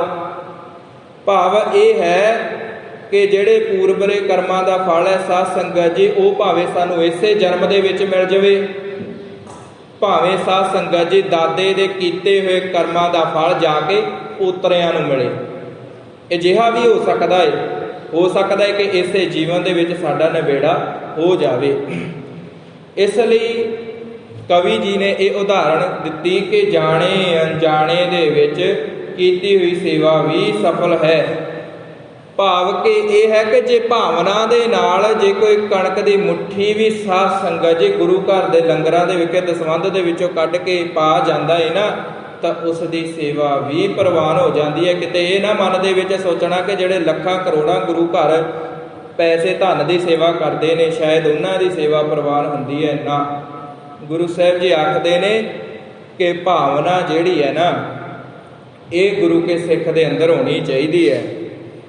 ਤੇ ਜੇ ਕਿਤੇ ਹਉਮੈ ਆ ਗਈ ਤਾਂ ਫਿਰ ਸਾਧ ਸੰਗਤ ਜੀ ਸਾਰੀ ਕੀਤੀ ਹੋਈ ਜਿਹੜੀ ਸੇਵਾ ਹੈ ਉਹ ਨਿਫਲ ਹੋ ਜਾਵੇਗੀ। ਸੇਵਾ ਇਸ ਪ੍ਰਕਾਰ ਕਰੋ ਭਾਈ, ਗੁਰੂ ਸਾਹਿਬ ਜੀ ਆਖਦੇ ਨੇ ਸਾ ਸੇਵਾ ਕੀਤੀ ਸਫਲ ਹੈ ਜੇ ਸਤਿਗੁਰ ਕਾ ਮਨ ਮੰਨੇ। ਸਤਿਗੁਰ ਕਾ ਮਨ ਮੰਨਿਆ ਤਾਂ ਪਾਪ ਕਸਮਲ ਭੰਨੇ। ਗੁਰੂ ਸਾਹਿਬ ਜੀ ਆਖਦੇ ਨੇ ਕਿ ਭਾਈ ਗੁਰੂ ਸਾਹਿਬ ਜੀ ਨੂੰ ਖੁਸ਼ ਕਰਨਾ ਹੈ। ਕਿਵੇਂ ਅਸੀਂ ਗੁਰੂ ਸਾਹਿਬ ਜੀ ਦਾ ਮਨ ਪ੍ਰਸੰਨ ਕਰ ਸਕਦੇ ਹਾਂ? ਗੁਰੂ ਕੇ ਸਿੱਖਾਂ ਦਾ ਜੀਵਨ ਪੜ੍ਹ ਕੇ ਦੇਖੋ ਭਾਈ, ਉਹਨਾਂ ਨੇ ਗੁਰੂ ਨੂੰ ਖੁਸ਼ ਕੀਤਾ, ਉਹਨਾਂ ਨੇ ਲੋਕਾਂ ਨੂੰ ਖੁਸ਼ ਨਹੀਂ ਕੀਤਾ। ਤੇ ਅਸੀਂ ਅੱਜ ਸੇਵਕ ਉਹਨਾਂ ਨੂੰ ਆਖਦੇ ਹਾਂ, ਸੇਵਾ ਉਹਨਾਂ ਦੇ ਮੂਹਰੇ ਲੱਗ ਗਈ ਜੋ ਲੋਕਾਂ ਨੂੰ ਖੁਸ਼ ਕਰਨ ਵਾਸਤੇ ਸੇਵਾ ਦਾ ਨਾਮ ਵਰਤਦੇ ਨੇ। ਪਰ ਇੱਥੇ ਤਾਂ ਉਹੀ ਪ੍ਰਵਾਨ ਹੋਣੀ ਹੈ ਜੇ ਸਤਿਗੁਰ ਪਾਤਸ਼ਾਹ ਜੀ ਮਹਾਰਾਜ ਜੀਆਂ ਦਾ ਮਨ ਮੰਨਿਆ ਹੈ। ਫੇਰ ਹੀ ਸਤਿਗੁਰ ਪਾਤਸ਼ਾਹ ਜੀ ਮਹਾਰਾਜ ਸਾਨੂੰ ਫਰਮਾਨ ਦੇ ਜ਼ਰੀਏ ਆਖਦੇ ਨੇ ਕਿ ਭਾਈ ਪਾਪ ਜਿਹੜੇ ਨੇ ਸਾਡੇ ਨਾਸ਼ ਹੋਣਗੇ, ਨਹੀਂ ਤਾਂ ਸਾਡੀ ਜਿਹੜੀ ਸੇਵਾ ਹੈ ਉਹ ਸਫਲ ਨਹੀਂ ਹੋ ਸਕਦੀ। ਇਸ ਕਰਕੇ ਸੇਵਾ ਕਰਤ ਹੋਏ ਨਿਹਕਾਮੀ ਤਿਸ ਕੋ ਹੋਤ ਪ੍ਰਾਪਤ। ਸੁਆਮੀ ਕਹਿਣ ਲੱਗੇ ਜਿਹਨੇ ਨਿਸ਼ਕਾਮ ਸੇਵਾ ਵਾਲੀ ਭਾਵਨਾ ਦੇ ਨਾਲ ਗੁਰੂ ਘਰ ਸੇਵਾ ਕੀਤੀ ਹੈ ਨਾ, ਤਿਸ ਕੋ ਹੋਤ ਪ੍ਰਾਪਤ। ਸੁਆਮੀ ਗੁਰੂ ਅਰਜਨ ਦੇਵ ਪਾਤਸ਼ਾਹ ਜੀ ਮਹਾਰਾਜ ਆਖਦੇ ਨੇ ਕਿ ਭਾਈ ਉਹਨਾਂ ਨੂੰ ਜਿਹੜਾ ਸੁਆਮੀ ਹੈ ਪਰਮੇਸ਼ਰ ਹੈ ਪ੍ਰਾਪਤ ਹੋ ਜਾਂਦਾ ਹੈ। ਇਸ ਕਰਕੇ ਭਾਈ ਜੋ ਤਾਂ ਭਾਵਨਾ ਦੇ ਨਾਲ ਸੇਵਾ ਕਰਦਾ ਹੈ ਉਹਨਾਂ ਦਾ ਜਿਹੜਾ ਜੀਵਨ ਹੈ ਸਫਲਾ ਹੋ ਜਾਂਦਾ ਹੈ। ਇਸ ਕਰਕੇ ਗੁਰੂ ਰਾਮਦਾਸ ਪਾਤਸ਼ਾਹ ਜੀ ਮਹਾਰਾਜ ਜੀ ਨੇ ਆਖਿਆ ਨਾਨਕ ਸੇਵਾ ਕਰੋ ਹਰ ਗੁਰ ਸਫਲ ਦਰਸ਼ਨ ਕੀ ਫਿਰ ਲੇਖਾ ਮੰਗੇ ਨਾ ਕੋਈ। ਕਹਿਣ ਲੱਗੇ ਜਿਹੜੀ ਗੁਰੂ ਦੇ ਚਰਨਾਂ ਦੇ ਵਿੱਚ ਸੇਵਾ ਕਰੀਦੀ ਹੈ ਨਾ, ਫਿਰ ਕੋਈ ਇਸ ਦਾ ਲੇਖਾ ਨਹੀਂ ਮੰਗ ਸਕਦਾ। ਜਿਹੜੀ ਅਸੀਂ ਗੁਰੂ ਦੀ ਸ਼ਰਨ ਦੇ ਵਿੱਚ ਆਣ ਕੇ ਸੇਵਾ ਕਰਦੇ ਹਾਂ, ਇਹ ਜਿਹੜੀ ਪੁੱਛ ਪੜਤਾਲ ਹੈ ਨਾ ਇਹ ਦੁਨੀਆ ਦੇ ਵਿੱਚ ਚੱਲਦੀ ਹੈ। ਜੇ ਕੋਈ ਲੋਕਾਂ ਨੂੰ ਖੁਸ਼ ਕਰਨ ਵਾਸਤੇ ਸੇਵਾ ਕਰਦਾ ਹੈ, ਸਾਡੀ ਤਾਂ ਵਿਚਾਰ ਹੀ ਇਹ ਬਣ ਗਈ ਕਿ ਲੋਕਾਂ ਨੂੰ ਖੁਸ਼ ਕਰਨਾ ਹੈ। ਗੁਰੂ ਸਾਹਿਬ ਜੀ ਦੀ ਕੀ ਗੱਲ ਹੈ? ਗੁਰੂ ਸਾਹਿਬ ਜੀ ਵੱਲੋਂ ਅਸੀਂ ਧਿਆਨ ਹਟਾ ਕੇ ਬਸ ਲੋਕਾਂ ਨੂੰ ਖੁਸ਼ ਕਰੀ ਜਾਂਦੇ ਹਾਂ, ਲੋਕਾਂ ਨੂੰ ਖੁਸ਼ ਕਰੀ ਜਾਂਦੇ ਹਾਂ। ਕਦੀ ਆਪਣੇ ਗੁਰੂ ਨੂੰ ਵੀ ਪੁੱਛ ਕੇ ਦੇਖਿਆ ਹੈ ਕਿ ਸਤਿਗੁਰ ਪਾਤਸ਼ਾਹ ਜੀ ਮਹਾਰਾਜ ਤੁਸੀਂ ਕਿਵੇਂ ਪ੍ਰਸੰਨ ਹੋ ਸਕਦੇ ਹੋ? ਕਿਹੜੀ ਸੇਵਾ ਦੇ ਨਾਲ ਅਸੀਂ ਗੁਰੂ ਸਾਹਿਬ ਜੀ ਨੂੰ ਪ੍ਰਸੰਨ ਕਰ ਸਕਦੇ ਹਾਂ? ਕਦੀ ਅਸੀਂ ਇਹ ਮਨ ਦੇ ਵਿੱਚ ਨਹੀਂ ਸੋਚਿਆ। ਅਸੀਂ ਇਹ ਸੋਚਿਆ ਕਿ ਲੋਕ ਕਿਵੇਂ ਖੁਸ਼ ਹੋਣਗੇ। ਉਹ ਸਾਰੇ ਤਰੀਕੇ ਵਰਤੇ ਲੋਕਾਂ ਨੂੰ ਖੁਸ਼ ਕਰਨ ਵਾਸਤੇ, ਪਰ ਗੁਰੂ ਵੱਲ ਤਾਂ ਕਦੇ ਧਿਆਨ ਦਿੱਤਾ ਹੀ ਨਹੀਂ। ਪਰ ਯਾਦ ਰੱਖਣਾ ਸਾਧ ਸੰਗਤ ਜੀ ਕਿ ਸੇਵਾ ਜਿਹੜੀ ਹੈ ਗੁਰੂ ਦੇ ਦਰਸ਼ਨਾਂ ਦੇ ਲਈ ਗੁਰੂ ਦੀ ਸ਼ਰਨ ਦੇ ਵਿੱਚ ਹੀ ਕੀਤੀ ਹੋਈ ਸਫਲ ਹੈ। ਭਾਵਨਾ ਸੇਵਾ ਵਾਲੀ ਹੋਣੀ ਚਾਹੀਦੀ ਹੈ। ਭਾਵੇਂ ਕਿਤੇ ਵੀ ਸੇਵਾ ਹੋ ਰਹੀ ਹੈ ਪਰ ਉਸ ਨੂੰ ਚਿਤਾਰਿਆ ਨਾ ਜਾਵੇ, ਉਸ ਨੂੰ ਕਿਸੇ ਨੂੰ ਆਖਿਆ ਨਾ ਜਾਵੇ, ਉਸ ਦੀ ਦੁਰਵਰਤੋਂ ਨਾ ਕੀਤੀ ਜਾਵੇ। ਉਸ ਨੂੰ ਵੱਧ ਤਾਂ ਪਰਿਵਾਰ ਦੀ ਬੇਇੱਜ਼ਤੀ ਹੋ ਜਾਂਦੀ ਹੈ। ਕੀ ਕਰਨ ਦਾ ਐਸੀ ਸੇਵਾ ਫਾਇਦਾ? ਫਿਰ ਪਰਿਵਾਰ ਨੂੰ ਜਲੀਲ ਕਰ ਦਿੱਤਾ ਜਾਂਦਾ ਹੈ। ਤੇ ਅਸੀਂ ਸ਼ਬਦ ਕੀ ਵਰਤਦੇ ਹਾਂ? ਦੇਖੋ ਜੀ ਅਸੀਂ ਸੇਵਾ ਕਰ ਰਹੇ ਹਾਂ, ਅਜਿਹੀ ਸੇਵਾ ਕਰਨ ਦਾ ਕੋਈ ਫਾਇਦਾ ਨਹੀਂ ਕਿ ਕਿਸੇ ਨੂੰ ਦੁੱਖ ਪਹੁੰਚੇ, ਕਿਸੇ ਨੂੰ ਜਲੀਲ ਕੀਤਾ ਜਾਵੇ।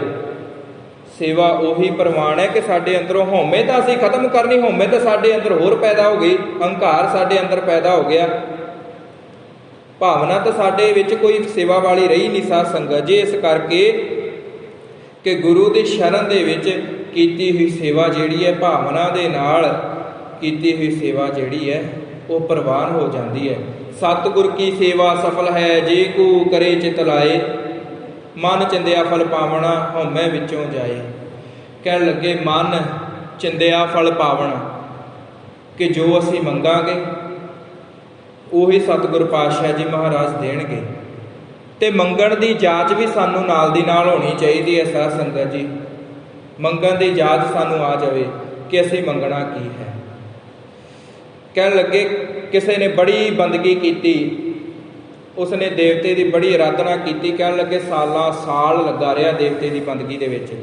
कहन लगे एक दिन देवता प्रगट होया, कहन लगे मंग वंश की मंगदा है, तेरी सेवा तो मैं बड़ा ही अज प्रसन्न हाँ। ये साखी है साध संगत जी, सिक्ख्या ही लैनी है, मिथास कोई हो सकते पर असीं सिक्ख्या लैनी है। तो कहन लगे जदों देवता प्रसन्न होया तो उस मनुख ने, बंदगी करने वाले ने मंगण तो पहला मन दे विच कुछ सोचा।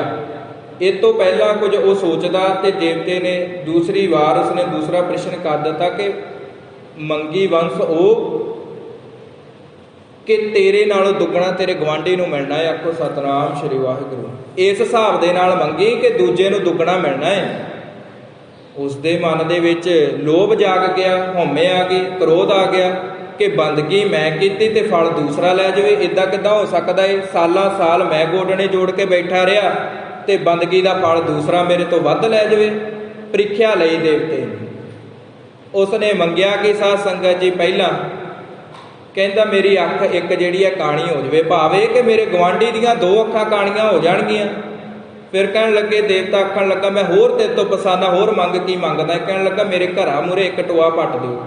फिर कहन लगे इस तो मतलब ये सी कि गवांढी दे जिहड़े बोया मूहरे दो टोए पुट्टे जाणगे, दो टोए पुट्टे गए आपे वो डिग के मरनगे। इस प्रकार कहन लगे देवते ने फिर आख्या तीसरी बार कि होर तेरे तो मैं प्रसन्न हाँ, हुण मंग की मंगदा है।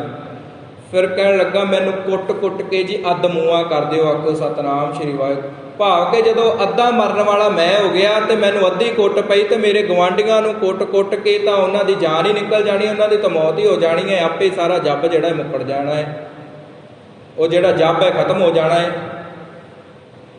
सो इस प्रकार फिर देवते ने आख्या जा वंश सारी उम्र भगती करता रहा पर मंगण की जाच नहीं तैनूं आई। की फायदा भगती करन दा जे मंगिया भी दूसरे का बुरा ही मंगिया, लोभ भी तेरे मन च पैदा होया। हालांकि तू तो भला मंगदा, तेरी बंदगी दे विचों कमल दे फुल्लां दी खुशबू आउंदी, पर तेरी बंदगी दे विचों तां कुछ अजिहा ही नहीं आया। मैनूं तां केवल ते केवल लोभ लालच दी बो ही आई। कोई फायदा नहीं होया तेरे भगती करन दा, जे मंगिया दूसरे का बुरा ही मंगिया। तो इस करके मंगण की जाचना साध संगत जी सानूं होनी चाहिए है। कहन लगे किसी चोर का, किसी मनुख का साइकिल चोरी हो गया, समझण वास्ते उसने गुरु घर आण के ग्रंथी सिंह नूं आख्या कि सिंह साहब जी अरदास करो। सिंह साहब जी ने आख्या काहदी अरदास कि मेरा जिहड़ा चोर ने साइकिल चोरी कर लिया है उस चोर का कख ना रहे। ये मंगिया कि चोर का कख ना रहे, बल्कि मंगना यह चाहिए सी कि किसी कारण उस चोर ने चोरी की, पैसे उसके कोल नहीं सी कि मैं साइकिल लै सका, कि सतगुरु पातशाह जी महाराज उसनूं अपने चरनी ला, सेवा करन दी उसनूं दात बख्शिश कर कि उसके कोल जिहड़े ने साइकिल खरीदण दे पैसे आ जाण, उसके घर भी माया हो जाए, वो भी कमाई करे, कमाई की दात उसनूं चढ़दी कला की दात, तरक्की की दात बख्शिश कर। मंगना तो यह चाहिए सी, मंगिया कि साध संगत जी कि उसका कख ना रहे जिसने मेरा साइकिल चोरी किया है। मंगिया तो बुरा ही मंगिया। इस करके इहो जी भावना नहीं, अरदास पूरन उदों ही हुंदी है साध संगत जी जदों असीं अखीरला बंद पढ़ते हैं, तेरे भाणे सरबत दा भला, नानक नाम चढ़दी कला, तेरे भाणे सरबत दा भला। फिर संपूर्ण हुंदी है साडी अरदास जदों असीं सरबत दा भला मंगदे आ ते मन चिंदिया फल पावना हौमे विचों जाए। मंगण दी जाच साध संगत जी गुरु साहिब जी दे नाम नूं मंग लईए, गुरसिੱਖੀ जीवन की दात मंग लईए। आ जिहड़ी माया है ना, ये तो साडे मगर अपने आप ही भजी फिरनी है। आखो सतनाम श्री वाहिगुरू। इस करके साध संगत जी गुर का सेवक उही है जिहड़ा आग्या दे विच रह के गुरु दे हुक्म नूं कमाउंदा है, ते हुक्म नूं जिसने बुझ लिया ते उसने परम पद पा लिया। ते जिस दे मगर भावना है साध संगत जी सेवा करन दी, वो सेवा साध संगत जी भावें जोड़े झाड़न दी होवे, जूठे भांडे मांजण दी होवे, ਝਾੜੂ ਫੇਰਨ ਦੀ ਸੇਵਾ ਹੋਵੇ, ਧਨ ਦੀ ਭਾਵੇਂ ਸੇਵਾ ਹੋਵੇ, ਪਰ ਪਿੱਛੇ ਹੰਕਾਰ ਨਹੀਂ ਆਉਣਾ ਚਾਹੀਦਾ। ਕਿਉਂਕਿ ਦੇਣ ਵਾਲਾ, ਇੱਕ ਗੱਲ ਯਾਦ ਰੱਖਣਾ, ਜੇ ਦਾਤੇ ਨੇ ਪੈਸੇ ਸਾਨੂੰ ਦਿੱਤੇ ਤਾਂ ਹੀ ਅਸੀਂ ਉਸ ਦੀ ਕਿਰਪਾ ਸਦਕਾ ਉਸਨੇ ਸਾਡੇ ਕੋਲੋਂ ਸੇਵਾ ਲਈ, ਇਹ ਉਸ ਦੀ ਸਾਡੇ ਉੱਪਰ ਦਇਆ ਹੈ। ਜੇ ਉਹ ਪੈਸਾ ਹੀ ਨਾ ਦਿੰਦਾ ਤੇ ਅਸੀਂ ਕਿਵੇਂ ਸੇਵਾ ਕਰਦੇ ਜਾਂ ਕਰਵਾਉਂਦੇ। ਇਸ ਕਰਕੇ ਮਾਣ ਨਹੀਂ ਕਰਨਾ ਭਾਈ। ਇਸ ਕਰਕੇ ਧਨ ਦੀ ਸੇਵਾ, ਮਨ ਦੀ ਸੇਵਾ ਤੇ ਤਨ ਦੀ ਸੇਵਾ। ਤਨ ਦੀ ਸੇਵਾ ਅਸੀਂ ਹੱਥਾਂ ਪੈਰਾਂ ਨਾਲ ਕਰਦੇ ਹਾਂ, ਤੇ ਮਨ ਦੀ ਸੇਵਾ ਵੀ ਕਈ ਪ੍ਰਕਾਰ ਦੀ ਹੁੰਦੀ ਹੈ ਸਾਧ ਸੰਗਤ ਜੀ। ਗਿਆਨ ਦੀ ਸੇਵਾ, ਗਿਆਨ ਨੂੰ ਵੰਡਣਾ, ਗੁਣਾਂ ਨੂੰ ਵੰਡਣਾ, ਇਹ ਵੀ ਸੇਵਾ ਦੇ ਵਿੱਚ ਆ ਜਾਂਦਾ ਹੈ। ਸੇਵਾ ਕਿਸੇ ਵੀ ਪ੍ਰਕਾਰ ਦੀ ਹੋ ਸਕਦੀ ਹੈ, ਮਨ ਦੀ ਸੇਵਾ, ਧਨ ਦੀ ਸੇਵਾ, ਤਨ ਦੀ ਸੇਵਾ। ਪਰ ਇਸ ਦੇ ਪਿੱਛੇ ਗੱਲ ਇੱਕੋ ਹੀ ਹੈ ਕਿ ਹਉਮੈ ਵਿੱਚੋਂ ਜਾਏ। ਹਉਮੈ ਜਿਹੜੀ ਹੈ ਨਾ ਅੰਦਰੋਂ ਖਤਮ ਹੋ ਜਾਣੀ ਚਾਹੀਦੀ ਹੈ। ਹਉਮੈ ਜਿਹੜੀ ਸਾਡੇ ਦਿਲ ਦੇ ਅੰਦਰ ਰਹਿ ਨਾ ਜਾਵੇ। ਮੰਨ ਲੈਣਾ ਫਿਰ ਸਾਡੇ ਸਾਧ ਸੰਗਤ ਜੀ, ਜਿਵੇਂ ਦੁੱਧ ਫੁੱਟਦਾ ਹੈ ਨਾ, ਉਸੇ ਪ੍ਰਕਾਰ ਸਾਡਾ ਜਿਹੜਾ ਹਿਰਦਾ ਹੈ ਫੁੱਟ ਜਾਵੇਗਾ। ਕੀਤੀ ਹੋਈ ਸੇਵਾ ਜਿਹੜੀ ਨਿਫਲ ਹੋ ਗਈ। ਜੇ ਹਉਮੈ ਦਾ ਛਿੱਟਾ, ਹੰਕਾਰ ਦਾ ਛਿੱਟਾ ਇਸ ਸੇਵਾ ਦੇ ਵਿੱਚ ਆ ਗਿਆ ਕਿ ਮੈਂ ਇੰਨਾ ਨਿਤਨੇਮ ਕਰਦਾ ਹਾਂ, ਮੈਂ ਇੰਨੀ ਬਾਣੀ ਪੜ੍ਹਦਾ ਹਾਂ, ਮੈਂ ਇੰਨੇ ਲੋਕਾਂ ਨੂੰ ਜੋੜ ਦਿੱਤਾ। ਸਾਡੇ 'ਚ ਸਾਧ ਸੰਗਤ ਜੀ ਇੰਨੀ ਪਾਵਰ ਨਹੀਂ ਕਿ ਲੋਕਾਂ ਨੂੰ ਜੋੜ ਦਈਏ, ਸੰਗਤਾਂ ਨੂੰ ਜੋੜ ਦਈਏ। ਤਾਂ ਗੁਰੂ ਸਾਹਿਬ ਜੀ ਹੀ ਕਿਰਪਾ ਕਰਦੇ ਨੇ ਕਿ ਉਹ ਸੰਗਤਾਂ ਨੂੰ ਆਪਣੇ ਚਰਨੀ ਲਾ ਲੈਣ। ਸਾਡੇ 'ਚ ਕਿੱਥੇ ਤਾਕਤ ਹੈ ਕਿ ਅਸੀਂ ਸੰਗਤਾਂ ਨੂੰ ਜੋੜ ਸਕੀਏ। ਇਹ ਸਤਿਗੁਰ ਪਾਤਸ਼ਾਹ ਜੀ ਮਹਾਰਾਜ ਜੀਆਂ ਦੀ ਦਇਆ ਹੈ ਕਿ ਸਾਨੂੰ ਆਪਣੀ ਗੋਦ ਦੇ ਵਿੱਚ ਬਿਠਾ ਲਿਆ ਹੈ। ਇਸ ਕਰਕੇ ਗੁਰੂ ਸਾਹਿਬ ਜੀ ਸਾਨੂੰ ਆਖਦੇ ਨੇ ਕਿ ਭਾਈ ਹਉਮੈ ਦਾ ਜਿਹੜਾ ਸਾਡੇ ਅੰਦਰੋਂ ਨਾਸ਼ ਹੋ ਜਾਣਾ ਚਾਹੀਦਾ ਹੈ। ਕਦੇ ਵੀ ਗਿਆਨ ਦਾ ਹੰਕਾਰ ਨਹੀਂ ਕਰਨਾ। ਮੈਂ ਜਦੋਂ ਲੱਗ ਗਿਆ, ਸਾਡੀ ਪੜ੍ਹੀ ਹੋਈ ਗੁਰਬਾਣੀ, ਸਰਵਣ ਕੀਤੀ ਹੋਈ ਗੁਰਬਾਣੀ, ਵਿਚਾਰੀ ਹੋਈ ਬਾਣੀ ਜਿਹੜੀ ਹੈ, ਉਸ ਦਾ ਫਲ ਸਾਡਾ ਜਿਹੜਾ ਹੈ ਉਹ ਨਿਫਲ ਹੋ ਜਾਵੇਗਾ। ਜੇ ਸਾਡੇ ਮਨ ਦੇ ਵਿੱਚ ਸਾਧ ਸੰਗਤ ਜੀ ਹੰਕਾਰ ਆ ਗਿਆ, ਜਦੋਂ ਮੈਂ ਆ ਜਾਂਦੀ ਹੈ ਨਾ, ਫਿਰ ਸਾਧ ਸੰਗਤ ਜੀ ਹੰਕਾਰ ਜਿਹੜਾ ਹੈ ਬੰਦੇ ਨੂੰ ਚੂਰੋ ਚੂਰ ਕਰ ਦਿੰਦਾ ਹੈ, ਭਾਵੇਂ ਉਹ ਗੁਰੂ ਦਾ ਸਿੱਖ ਹੀ ਕਿਉਂ ਨਾ ਹੋਵੇ। ਇਸੇ ਕਰਕੇ ਸਾਧ ਸੰਗਤ ਜੀ ਉਹਨਾਂ ਗੁਰਸਿੱਖਾਂ ਦਾ ਜੀਵਨ ਦੇਖੀਏ ਕਿੰਨਾ ਮਹਾਨ ਹੈ, ਜਿਨ੍ਹਾਂ ਨੇ ਗੁਰੂ ਦੇ ਦਰਸ਼ਨ ਦਿਦਾਰੇ ਕੀਤੇ ਤੇ ਗੁਰੂ ਦੀ ਸ਼ਰਨ ਦੇ ਵਿੱਚ ਅਟਹਿਲ ਸੇਵਾ ਕੀਤੀ। ਜਿਸ ਸੇਵਾ ਦੀ ਗੱਲ ਗੁਰੂ ਅਮਰਦਾਸ ਪਾਤਸ਼ਾਹ ਜੀ ਮਹਾਰਾਜ ਜੀ ਨੇ ਕੀਤੀ, ਤਿਸੈ ਸਰੇਵੋ ਪ੍ਰਾਣੀਓ ਤਿਸ ਬਿਨਿ ਅਵਰ ਨ ਕੋਈ। ਕਹਿਣ ਲੱਗੇ ਨਾਮ ਵੀ ਜਪੋ ਤੇ ਗੁਰੂ ਦੀ ਸ਼ਰਨ ਦੇ ਵਿੱਚ ਰਹਿ ਕੇ ਭਾਈ ਤਿਸ ਬਿਨਿ ਅਵਰ ਨ ਕੋਈ, ਟਹਿਲ ਸੇਵਾ ਵੀ ਕਰੋ। ਕਿਉਂਕਿ ਜਿਹੜਾ ਗਿਆਨ ਦਾ ਹੰਕਾਰ ਕਰ ਲੈਂਦਾ ਹੈ ਨਾ, ਉਸ ਨੂੰ ਜਿਹੜੀ ਵਿੱਦਿਆ ਇੱਕ ਦਿਨ ਜਿਹੜਾ ਉਸ ਦਾ ਨਾਸ਼ ਹੋ ਜਾਂਦਾ ਹੈ, ਸਭ ਕੁਝ ਉਸ ਨੂੰ ਭੁੱਲ ਜਾਂਦਾ ਹੈ। ਜਿਹੜਾ ਗਿਆਨ ਦਾ ਹੰਕਾਰ ਕਰਦਾ ਹੈ ਨਾ, ਗਿਆਨ ਲੱਦ ਕੇ ਉਸ ਦਾ ਜਿਹੜਾ ਦਿਮਾਗ ਹੈ ਪਾਗਲ ਹੋ ਜਾਂਦਾ ਹੈ। ਕੱਲਾ ਗਿਆਨ ਹੀ ਨਹੀਂ, ਨਾਲ ਸ਼ਰਧਾ ਵੀ ਹੋਵੇ ਫੇਰ ਹੀ ਗੱਲ ਬਣਦੀ ਹੈ ਸਾਧ ਸੰਗਤ ਜੀ।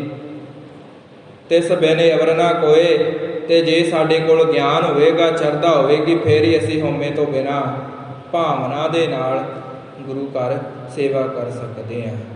ਕਈ ਵਾਰੀ ਸਾਧ ਸੰਗਤ ਜੀ ਅੱਗੇ ਵੀ ਦਾਸ ਬੇਨਤੀ ਕਰਦਾ ਹੈ ਕਿ ਗੁਰੂ ਸਾਹਿਬ ਜੀ ਦੀ ਸ਼ਰਨ ਦੇ ਵਿੱਚ ਆਉਂਦੇ ਆ, ਕਈ ਤਾਂ ਇਸੇ ਗੱਲੋਂ ਹੀ ਨਹੀਂ ਆਉਂਦੇ ਕਿ ਅੱਜ ਸ਼ਾਇਦ ਮੇਰੇ ਕੋਲ ਪੈਸੇ ਨਹੀਂ, ਅੱਜ ਗੁਰੂ ਘਰ ਨਹੀਂ ਜਾਣਾ। ਪਰ ਭਲੇ ਪੁਰਖੋ, ਸਤਿਗੁਰ ਪਾਤਸ਼ਾਹ ਜੀ ਮਹਾਰਾਜ ਆਖਦੇ ਨੇ ਕਿ ਜਿਹੜਾ ਪਰਮੇਸ਼ਰ ਹੈ ਉਹ ਪੈਸਿਆਂ ਦਾ ਭੁੱਖਾ ਨਹੀਂ, ਉਹ ਤਾਂ ਤੁਹਾਡੇ ਪ੍ਰੇਮ ਦਾ ਭੁੱਖਾ ਹੈ। ਉਹ ਤਾਂ ਤੁਹਾਨੂੰ ਉਡੀਕਦਾ ਪਿਆ ਹੈ। ਜਿੰਨੀ ਵੀ ਤਿਲ ਫੁੱਲ ਜਿਹੜਾ ਦਸਵੰਧ ਹੈ, ਅਸੀਂ ਉਸ ਦੇ ਵਿੱਚੋਂ ਕਿਣਕਾ ਵੀ ਭਾਵਨਾ ਦੇ ਨਾਲ ਗੁਰੂ ਸਾਹਿਬ ਜੀ ਨੂੰ ਦੇ ਦਿੱਤਾ ਤੇ ਗੁਰੂ ਸਾਹਿਬ ਜੀ ਪ੍ਰਵਾਨ ਕਰ ਲੈਣਗੇ। ਛੱਡ ਦਿਓ ਉਹਨਾਂ ਵੱਲ ਦੇਖਣਾ, ਕਿਉਂਕਿ ਸਾਡੀ ਫਿਤਰਤ ਇਹ ਹੁੰਦੀ ਹੈ ਕਿ ਸਾਡਾ ਦਿਮਾਗ ਉੱਚਾ ਚੱਲਦਾ ਹੈ। ਸਾਡਾ ਦਿਮਾਗ ਝੌਂਪੜੀਆਂ ਨਹੀਂ ਦੇਖਦਾ, ਗਰੀਬਾਂ ਦੇ ਘਰ ਨਹੀਂ ਦੇਖਦਾ। ਸਾਡਾ ਮਨ ਜਿਹੜਾ ਹੈ ਉਹ ਅਮੀਰਾਂ ਦੀਆਂ ਕੋਠੀਆਂ ਦੇਖਦਾ ਹੈ, ਤਾਂ ਉਹਨੂੰ ਮੂੰਹ ਕਰਕੇ ਤੁਰਦਾ ਹੈ, ਉਹਨਾਂ ਦੀਆਂ ਰੀਸਾਂ ਕਰਦਾ ਹੈ। ਇਸ ਕਰਕੇ ਮਨੁੱਖ ਸਫਲਾ ਨਹੀਂ ਹੋ ਪਾਉਂਦਾ।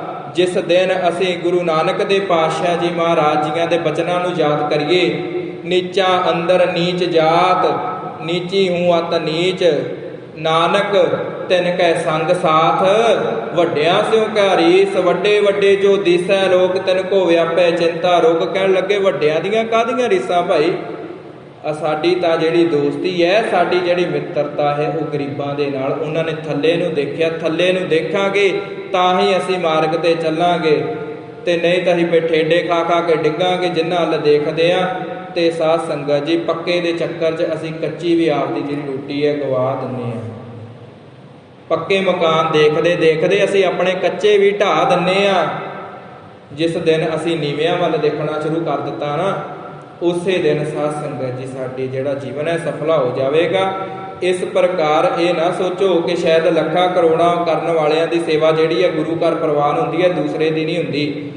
ਤੁਹਾਡੀ ਭਾਵਨਾ ਦੇ ਨਾਲ ਕੀਤਾ ਹੋਇਆ ਰੁਪਈਆ ਦਸਵੰਧ ਦੇ ਵਿੱਚ ਜੋ ਤੁਸੀਂ ਕੱਢਿਆ ਹੈ, ਤੁਹਾਡੇ ਦਸਵੰਧ ਦੇ ਵਿੱਚੋਂ, ਤੁਹਾਡੀ ਕਮਾਈ ਦੇ ਵਿੱਚੋਂ ਮੁੱਠੀ ਭਰ ਕਣਕ ਵੀ ਭਾਵਨਾ ਹੋਈ ਤਾਂ ਸਤਿਗੁਰ ਪਾਤਸ਼ਾਹ ਜੀ ਮਹਾਰਾਜ ਪ੍ਰਵਾਨ ਕਰ ਲੈਣਗੇ। ਆਖੋ ਸਤਿਨਾਮ ਸ੍ਰੀ ਵਾਹਿਗੁਰੂ।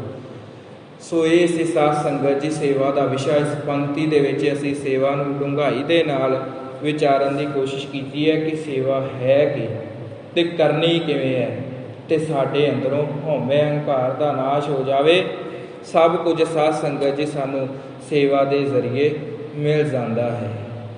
ਅੱਕ ਗਿਆ ਸੀ ਮਨ। ਬਾਬਾ ਸ਼੍ਰੀ ਚੰਦ ਜੀ ਨੇ ਆਖ ਦਿੱਤਾ ਸੀ ਕਿ ਪਿਤਾ ਜੀ ਮੈਨੂੰ ਤੁਹਾਡੀ ਸਮਝ ਨਹੀਂ ਲੱਗਦੀ ਕਿ ਸ਼ਾਇਦ ਤੁਹਾਡੀ ਜਿਹੜੀ ਬਜ਼ੁਰਗ ਉਮਰ ਹੋ ਗਈ, ਇਸ ਕਰਕੇ ਤੁਸੀਂ ਇਸ ਪ੍ਰਕਾਰ ਕਰਦੇ ਹੋ। ਭਾਵੇਂ ਉਹਨਾਂ ਦੇ ਪੁੱਤਰ ਸੀ, ਉਹ ਦੇ ਸਕਦੇ ਸੀ ਗੋਤਾ ਗੱਦੀ, ਨਹੀਂ। ਜਿਸ ਦੀ ਭਾਵਨਾ ਸੀ ਨਾ, ਜਿਸ ਨੇ 7 ਸਾਲ ਸੇਵਾ ਕੀਤੀ, ਹੁਕਮ ਨੂੰ ਬੁੱਝਿਆ, ਉਸ ਨੂੰ ਹੀ ਸੇਵਾ ਦਾ ਜਿਹੜਾ ਫਲ ਮਿਲਿਆ ਤੇ ਗੁਰਤਾ ਗੱਦੀ ਦਾ ਛਤਰ ਭਾਈ ਲਹਿਣਾ ਜੀ ਦੇ ਸੀਸ ਦੇ ਉੱਪਰ ਝੁਲਾ ਦਿੱਤਾ।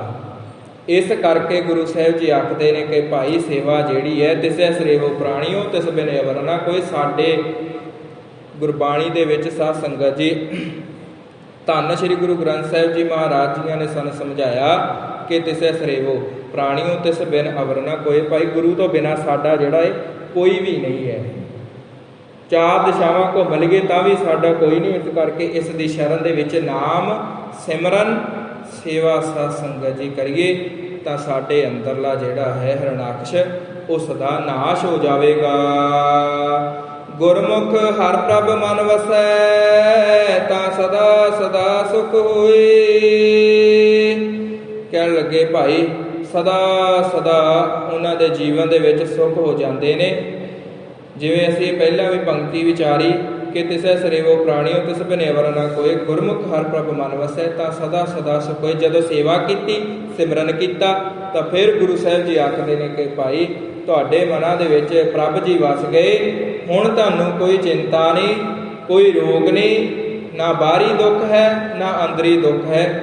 ਹੁਣ ਤੁਸੀਂ ਸਾਧ ਸੰਗਤ ਜੀ ਸੁੱਖਾਂ ਦੇ ਭਾਗੀ ਬਣ ਗਏ। ਸदैव ਹੀ ਤੁਹਾਡੇ ਜੀਵਨ ਦੇ ਵਿੱਚ ਸੁੱਖ ਆ ਗਏ ਕਿ ਤੁਸੀਂ ਆਪਣੇ ਗੁਰੂ ਦੀ ਸ਼ਰਨ ਦੇ ਵਿੱਚ ਰਹਿ ਕੇ ਆਪਾ ਭਾਵ ਤਿਆਗ ਕੇ ਸੇਵਾ ਸਿਮਰਨ ਕੀਤਾ। ਸਹਿਸਾ ਮੂਲ ਨਾ ਹੋਈ ਸਭ ਚਿੰਤਾ ਵਿੱਚੋਂ ਜਾਏ। ਕਹਿਣ ਲੱਗੇ ਸਹਿਸਾ ਮੂਲ ਨਾ ਹੋਈ ਸਭ ਚਿੰਤਾ ਵਿੱਚੋਂ ਜਾਏ। ਜਿਹੜੀ ਚਿੰਤਾ ਹੈ ਗੁਰੂ ਸਾਹਿਬ ਜੀ ਨੇ ਖਤਮ ਕਰ ਦਿੱਤੀ। ਜੋ ਮਨ ਰਾਤ ਨੂੰ ਸੌਂਦਾ ਨਹੀਂ, ਉੱਠ ਉੱਠ ਮਨੁੱਖ ਜਾ ਕੇ ਰਾਤਾਂ ਕੱਟਦਾ ਏ।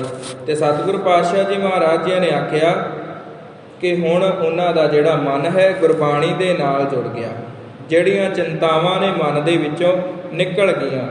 ਇਸ ਕਰਕੇ ਸਤਿਗੁਰ ਪਾਤਸ਼ਾਹ ਜੀ ਮਹਾਰਾਜ ਜੀ ਨੇ ਆਖਿਆ ਤੋਖਲਾ ਜਿਹੜਾ ਹੈ ਉੱਕਾ ਹੀ ਨਹੀਂ ਹੁੰਦਾ, ਤੇ ਸਾਰੀ ਜਿਹੜੀ ਚਿੰਤਾ ਹੈ ਮਨ ਦੇ ਵਿੱਚੋਂ ਖਤਮ ਹੋ ਜਾਂਦੀ ਹੈ। ਸਹਿਸਾ ਮੂਲ ਨਾ ਹੋਈ ਸਭ ਚਿੰਤਾ ਵਿੱਚੋਂ ਜਾਏ। ਜੋ ਕਿਛ ਹੋਏ ਸੋ ਸਹਿਜੇ ਹੋਏ ਕਹਿਣਾ ਕਿਛੂ ਨਾ ਜਾਏ। ਕਹਿਣ ਲੱਗੇ ਜੋ ਕੁਝ ਵੀ ਹੁੰਦਾ ਏ ਹੁਣ ਬੜੀ ਹੀ ਸਹਿਜਤਾ ਦੇ ਨਾਲ ਹੁੰਦਾ ਏ ਤੇ ਉਸ ਦੀ ਰਜ਼ਾ ਦੇ ਵਿੱਚ ਸਭ ਕੁਝ ਹੁੰਦਾ ਏ। ਹੁਣ ਕੋਈ ਵੀ ਮਨ ਦੇ ਵਿੱਚ ਉਸ ਦੇ ਸੰਬੰਧੀ ਪ੍ਰਸ਼ਨ, ਉਸ ਗੁਰੂ ਸੰਬੰਧੀ ਕੋਈ ਵੀ ਮਨ ਦੇ ਵਿੱਚ ਸਾਧ ਸੰਗਤ ਜੀ ਇਤਰਾਜ਼ ਨਹੀਂ ਉੱਠਦਾ। ਉਸ ਉੱਤੇ ਕਦੀ ਇਤਰਾਜ਼ ਨਹੀਂ ਉੱਠਦਾ ਜੋ ਜਗਤ ਦੇ ਵਿੱਚ ਵਰਤ ਰਿਹਾ ਏ। ਜਿਵੇਂ ਸਾਡਾ ਮਨ ਪਰਮੇਸ਼ਰ ਦੇ ਅੱਗੇ ਬੜੇ ਹੀ ਪ੍ਰਸ਼ਨ ਕਰਦਾ ਹੈ ਨਾ, ਉਹ ਸਾਰਾ ਇਤਰਾਜ਼ ਜਿਹੜਾ ਮਨ ਦੇ ਵਿੱਚ ਪੈਦਾ ਹੁੰਦਾ ਹੈ ਨਾ, ਜੋ ਕੁਛ ਹੋਏ ਸੋ ਸਹਿਜ ਹੋਏ ਕਹਿਣਾ ਕਿਛੂ ਨਾ ਜਾਏ। ਇਹ ਇਤਰਾਜ਼ ਜਿਹੜਾ ਹੈ ਗੁਰੂ ਪਾਤਸ਼ਾਹ ਜੀ ਮਹਾਰਾਜ ਆਖਦੇ ਨੇ ਖਤਮ ਹੋ ਜਾਂਦਾ ਹੈ ਜੀ। ਸੱਚਾ ਸਾਹਿਬ ਮਨ ਵਸੈ ਤਾਂ ਮਨ ਚਿੰਦਿਆ ਫਲ ਪਾਏ। ਕਹਿਣ ਲੱਗੇ ਜਦੋਂ ਸੱਚਾ ਸਾਹਿਬ ਮਨ ਦੇ ਵਿੱਚ ਵਸ ਗਿਆ, ਮਨ ਚਿੰਦਿਆ ਫਲ ਪਾਏ। ਜੋ ਮੰਗਿਆ ਸੋਈ ਸਾਨੂੰ ਪ੍ਰਾਪਤ ਹੋ ਜਾਵੇਗਾ। ਨਾਨਕ ਤਿਨਕਾ ਆਖਿਆ ਆਪ ਸੁਣੈ ਜੇ ਲयन ਪੰਨੇ ਪਾਏ। ਕਿ ਹੇ ਨਾਨਕ ਜਿਨ੍ਹਾਂ ਨੂੰ ਪ੍ਰਭੂ ਨੇ ਆਪਣੇ ਲੇਖ ਵਿੱਚ ਲਿਖ ਲਿਆ ਏ ਤੇ ਉਹਨਾਂ ਦੇ ਉੱਪਰ ਗੁਰੂ ਸਾਹਿਬ ਜੀ ਦੀ ਮਿਹਰ ਭਰੀ ਨਜ਼ਰ ਹੋ ਜਾਂਦੀ ਹੈ। ਭਾਈ ਨਾਨਕ ਤਿਨਕਾ ਆਖਿਆ ਆਪ ਸੁਣੇ, ਉਹਨਾਂ ਦੇ ਲੇਖਾਂ ਦੇ ਵਿੱਚ ਪ੍ਰਭੂ ਦੇ ਦਰਸ਼ਨ ਦਿਦਾਰੇ ਲਿਖੇ ਗਏ ਜੀ। ਮਹੱਲਾ ਤੀਜਾ। ਅੰਮ੍ਰਿਤ ਸਦਾ ਵਰਸਦਾ ਬੂਝਣ ਬੂਝਣ ਹਾਰ। ਜਿਵੇਂ ਅਸੀਂ ਪ੍ਰਮਾਣ ਸਰਵਣ ਕਰਕੇ ਹਟੇ ਆ ਨਾ, ਸੇਵਕ ਕੋ ਸੇਵਾ ਬਣਿਆਏ ਹੁਕਮ ਬੂਝ ਪਰਮ ਪਦ ਪਾਈ। ਹੁਕਮੇ ਅੰਦਰ ਸਭ ਕੋ ਬਾਹਰ ਹੁਕਮ ਨਾ ਕੋਏ, ਨਾਨਕ ਹੁਕਮੈ ਜੇ ਪੁਜੈ ਤਾਂ ਹਉਮੈ ਰਹੇ ਨਾ ਕੋਏ। ਅਸੀਂ ਇਹ ਫਰਮਾਨ ਸਰਵਣ ਕਰਦੇ ਹਾਂ ਤੇ ਅੰਮ੍ਰਿਤ ਸਦਾ ਵਰਸਦਾ ਕਹਿਣ ਲੱਗੇ, ਗੁਰੂ ਦੀ ਸ਼ਰਨ ਦੇ ਵਿੱਚ ਨਾਮ ਰੂਪੀ ਜਲ ਦੀ ਭਾਈ ਵਰਖਾ ਹੁੰਦੀ ਹੈ। ਬੂਝਣ ਬੂਝਣ ਹਾਰ ਕਹਿਣ ਲੱਗੇ, ਬੁੱਝਣ ਵਾਲੇ ਸਾਧ ਸੰਗਤ ਜੀ ਬੁੱਝ ਲੈਂਦੇ ਨੇ। ਅਸਲ ਦੇ ਵਿੱਚ ਜਦੋਂ ਅਸੀਂ ਗੁਰੂ ਦੀ ਸ਼ਰਨ ਦੇ ਵਿੱਚ ਆਉਂਦੇ ਹਾਂ ਤਾਂ ਅਸੀਂ ਸੁਣਦੇ ਵੀ ਹਾਂ, ਪੜ੍ਹਦੇ ਵੀ ਹਾਂ, ਪਰ ਗੁਰੂ ਸਾਹਿਬ ਜੀ ਆਖਦੇ ਨੇ ਤੀਸਰੀ ਗੱਲ ਇੱਕ ਹੋਰ ਹੈ ਕਿ ਇਹਨਾਂ ਬਚਨਾਂ ਦੇ ਉੱਪਰ ਪਹਿਰਾ ਦੇਣਾ, ਆਗਿਆ ਨੂੰ ਸੱਤ ਕਰਕੇ ਮੰਨਣਾ, ਫਿਰ ਹੀ ਸਾਡੇ ਜੀਵਨ ਦੇ ਵਿੱਚ ਜਿਹੜਾ ਬਦਲਾਵ ਆਵੇਗਾ। ਇਸ ਕਰਕੇ ਗੁਰੂ ਸਾਹਿਬ ਜੀ ਨੇ ਆਖਿਆ ਅੰਮ੍ਰਿਤ ਸਦਾ ਵਰਸਦਾ ਬੂਝਣ ਬੂਝਣ ਹਾਰ। ਜਿਹੜੇ ਬੁੱਝਣ ਵਾਲੇ ਸਾਧ ਸੰਗਤ ਜੀ ਗੁਰੂ ਦੇ ਦਰਸ਼ਨਾਂ ਨੂੰ ਲੋਚਦੇ ਨੇ ਨਾ, ਉਹ ਭਾਈ ਬੁੱਝ ਲੈਂਦੇ ਨੇ। ਗੁਰਮੁਖ ਜਿਨੀ ਬੁੱਝਿਆ ਹਰ ਅੰਮ੍ਰਿਤ ਰੱਖਿਆ ਔਰ ਧਾਰ। ਕਹਿਣ ਲੱਗੇ ਜਿਨ੍ਹਾਂ ਨੇ ਗੁਰਮੁਖ ਜਨਾਂ ਨੇ ਪਰਮੇਸ਼ਰ ਦੇ ਨਾਮ ਨੂੰ ਬੁੱਝ ਲਿਆ ਭਾਈ, ਹਰ ਅੰਮ੍ਰਿਤ ਰੱਖਿਆ ਔਰ ਧਾਰ, ਉਹ ਸਦਾ ਹੀ ਆਪਣੇ ਹਿਰਦੇ ਦੇ ਵਿੱਚ ਨਾਮ ਰੂਪੀ ਅੰਮ੍ਰਿਤ ਨੂੰ ਟਿਕਾ ਕੇ ਰੱਖਦੇ ਨੇ। ਇੰਨਾ ਹੀ ਨਹੀਂ, ਉਹ ਰੋਜ਼ਾਨਾ ਨਾਮ ਦੇ ਜ਼ਰੀਏ ਇਸ ਅੰਮ੍ਰਿਤ ਨੂੰ ਪੀਂਦੇ ਨੇ, ਚੱਖਦੇ ਨੇ। ਤੇ ਇਸ ਕਰਕੇ ਸਤਿਗੁਰ ਪਾਤਸ਼ਾਹ ਜੀ ਮਹਾਰਾਜ ਜੀਆਂ ਨੇ ਆਖਿਆ ਕਿ ਸਦਾ ਹੀ ਗੁਰਮੁਖ ਜਨਾਂ ਦੇ ਹਿਰਦਿਆਂ ਦੇ ਵਿੱਚ ਅੰਮ੍ਰਿਤ ਵਸਿਆ ਰਹਿੰਦਾ ਹੈ। ਹਰ ਅੰਮ੍ਰਿਤ ਪੀਵੈ ਸਦਾ ਰੰਗ ਰਾਤੇ ਹਉਮੈ ਤ੍ਰਿਸ਼ਨਾ ਮਾਰ।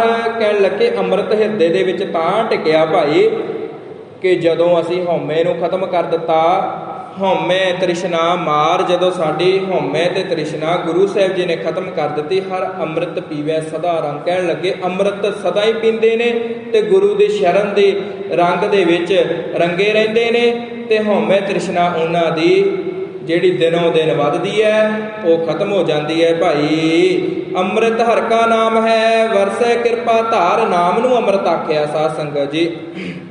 ਇੱਕ ਅੰਮ੍ਰਿਤ ਉਹ ਜੋ ਦੇਵਤਿਆਂ ਨੇ ਸਾਧ ਸੰਗਤ ਜੀ ਪ੍ਰਗਟ ਕੀਤਾ, ਅੰਮ੍ਰਿਤ ਮੰਥਨ ਜੋ ਹੋਇਆ, ਇੱਕ ਅੰਮ੍ਰਿਤ ਉਹ ਹੈ। ਇੱਕ ਅੰਮ੍ਰਿਤ ਇਹ ਅੰਮ੍ਰਿਤ ਹਰਿ ਕਾ ਨਾਮ ਹੈ। ਕਹਿਣ ਲੱਗੇ ਨਾਮ ਹੀ ਅੰਮ੍ਰਿਤ ਹੈ ਸਾਧ ਸੰਗਤ ਜੀ ਅਸਲ ਦੇ ਵਿੱਚ। ਇਸ ਕਰਕੇ ਅੰਮ੍ਰਿਤ ਹਰਿ ਕਾ ਨਾਮ ਹੈ ਵਰਸੈ ਕਿਰਪਾ ਧਾਰ। ਕਹਿਣ ਲੱਗੇ ਕਿਰਪਾ ਦੇ ਜ਼ਰੀਏ ਜਿਹੜਾ ਗੁਰੂ ਦੀ ਸ਼ਰਨ ਦੇ ਵਿੱਚ ਨਾਮ ਰੂਪੀ ਅੰਮ੍ਰਿਤ ਵਰਸਦਾ ਹੈ। ਨਾਨਕ ਗੁਰਮੁਖ ਨਦਰੀਆ ਹਰਿ ਆਤਮ ਰਾਮ ਮਰਾਰ। ਕਹਿਣ ਲੱਗੇ ਹੇ ਨਾਨਕ ਗੁਰਮੁਖ ਗੁਰੂ ਦੀ ਨਜ਼ਰ ਦੇ ਵਿੱਚ ਆ ਗਿਆ। ਗੁਰੂ ਨੇ ਆਪਣੀ ਮਿਹਰ ਭਰੀ ਨਜ਼ਰ ਆਪਣੇ ਸੇਵਕ ਦੇ ਉੱਪਰ ਕਰ ਦਿੱਤੀ। ਹਰ ਆਤਮ ਰਾਮ ਮਰਾਰ, ਤੇ ਉਹ ਪਰਮੇਸ਼ਰ ਦੇ ਨਾਮ ਦੇ ਵਿੱਚ ਸਾਧ ਸੰਗਤ ਜੀ ਰੰਗਿਆ ਗਿਆ, ਜਿਸ ਦੇ ਉੱਪਰ ਸਤਿਗੁਰ ਪਾਤਸ਼ਾਹ ਜੀ ਮਹਾਰਾਜ ਜੀਆਂ ਨੇ ਕਿਰਪਾ ਕਰ ਦਿੱਤੀ। ਤੇ ਗੁਰੂ ਦੇ ਜ਼ਰੀਏ ਅਸੀਂ ਪਰਮੇਸ਼ਰ ਦੇ ਸਾਧ ਸੰਗਤ ਜੀ ਦਰਸ਼ਨ ਕਰਦੇ ਹਾਂ। ਪੌੜੀ ਅਤੁੱਲ ਕਿਉ ਤੋਲੀਐ ਬਿਨ ਤੋਲੇ ਪਾਇਆ ਨਾ ਜਾਏ। ਪਰਮਾਤਮਾ ਸਾਧ ਸੰਗਤ ਜੀ ਅਤੁੱਲ ਹੈ, ਜਿਸ ਨੂੰ ਤੋਲਿਆ ਨਹੀਂ ਜਾ ਸਕਦਾ। ਇਸ ਕਰਕੇ ਗੁਣਾਂ ਦੀ ਵਿਚਾਰ ਕਰਨ ਤੋਂ ਪਹਿਲਾਂ, ਗੁਣਾਂ ਦੀ ਵਿਚਾਰ ਕਰਨ ਤੋਂ ਬਿਨਾਂ ਅਸੀਂ ਪਰਮੇਸ਼ਰ ਨੂੰ ਹਾਸਲ ਨਹੀਂ ਕਰ ਸਕਦੇ। ਇਸੇ ਕਰਕੇ ਨਾਮ ਦੀ ਵਿਚਾਰ ਦੀ ਗੱਲ ਆਈ ਹੈ ਸਾਧ ਸੰਗਤ ਜੀ ਕਿ ਵਿਚਾਰ ਕਰਨਾ ਬਹੁਤ ਹੀ ਜ਼ਰੂਰੀ ਹੈ। ਜਿੰਨੀ ਦੇਰ ਤੱਕ ਅਸੀਂ ਵਿਚਾਰ ਹੀ ਨਹੀਂ ਕਰਦੇ, ਉਨੀ ਦੇਰ ਤੱਕ ਸਾਡਾ ਜਿਹੜਾ ਜੀਵਨ ਹੈ ਇਹ ਸਫਲਾ ਨਹੀਂ ਹੋ ਸਕਦਾ। ਸਫਲ ਤਾਂ ਹੀ ਹੋਵੇਗਾ ਜਦੋਂ ਅਸੀਂ ਨਾਮ ਦੀ ਵਿਚਾਰ ਕਰਾਂਗੇ। ਗੁਰ ਕੈ ਸ਼ਬਦ ਵਿਚਾਰੀਐ ਗੁਣ ਮੈਂ ਰਹਿ ਸਮਾਏ। ਕਹਿਣ ਲੱਗੇ ਗੁਰੂ ਦੇ ਸ਼ਬਦ ਦੇ ਵਿੱਚ ਰਹਿ ਕੇ ਵਿਚਾਰ ਕਰੀਏ, ਗੁਣ ਮੈਂ ਰਹਿ ਸਮਾਏ। ਤੇ ਜਿਹੜੇ ਗੁਣਾਂ ਦੇ ਵਿੱਚ ਸਮਾਏ ਰਹਿੰਦੇ ਨੇ, ਆਪਣਾ ਆਪ ਤੋਂ ਸੀ ਆਪੇ ਮਿਲੇ ਮਿਲਾਏ। ਕਹਿਣ ਲੱਗੇ ਤੋਲਣ ਦੀ ਜਿਹੜੀ ਦਾਤ ਹੈ, ਗੁਣਾਂ ਦੀ ਵਿਚਾਰ ਕਰਨ ਦੀ ਜਿਹੜੀ ਦਾਤ ਹੈ, ਪਰਮੇਸ਼ਰ ਆਪਣੇ ਪਿਆਰਿਆਂ ਨੂੰ ਆਪ ਹੀ ਬਖਸ਼ਦਾ ਏ ਤੇ ਆਪਣੇ ਨਾਲ ਆਪ ਹੀ ਮਿਲਾਉਣ ਵਾਲਾ ਹੈ ਜੀ। ਤਿਸ ਕੀ ਕੀਮਤ ਨਾ ਪਵੈ ਕਹਿਣਾ ਕਿਛੂ ਨਾ ਜਾਏ। ਕਹਿਣ ਲੱਗੇ ਉਸ ਦੀ ਕੀਮਤ ਨਹੀਂ ਪਾਈ, ਕਹਿਣਾ ਕਿਛੂ ਨਾ ਜਾਏ। ਉਸ ਦੇ ਗੁਣ ਗਾਉਂਦੇ ਗਾਉਂਦੇ ਥੱਕ ਜਾਵਾਂਗੇ, ਪਰ ਜਿੰਨੇ ਗੁਣ ਗਾ ਲਈਏ ਸਾਧ ਸੰਗਤ ਜੀ ਉਨੇ ਹੀ ਥੋੜੇ ਨੇ। ਇਸ ਕਰਕੇ ਪ੍ਰਭੂ ਦਾ ਕੋਈ ਵੀ ਮੁੱਲ ਨਹੀਂ, ਪ੍ਰਭੂ ਨੂੰ ਕੋਈ ਖਰੀਦ ਨਹੀਂ ਸਕਦਾ।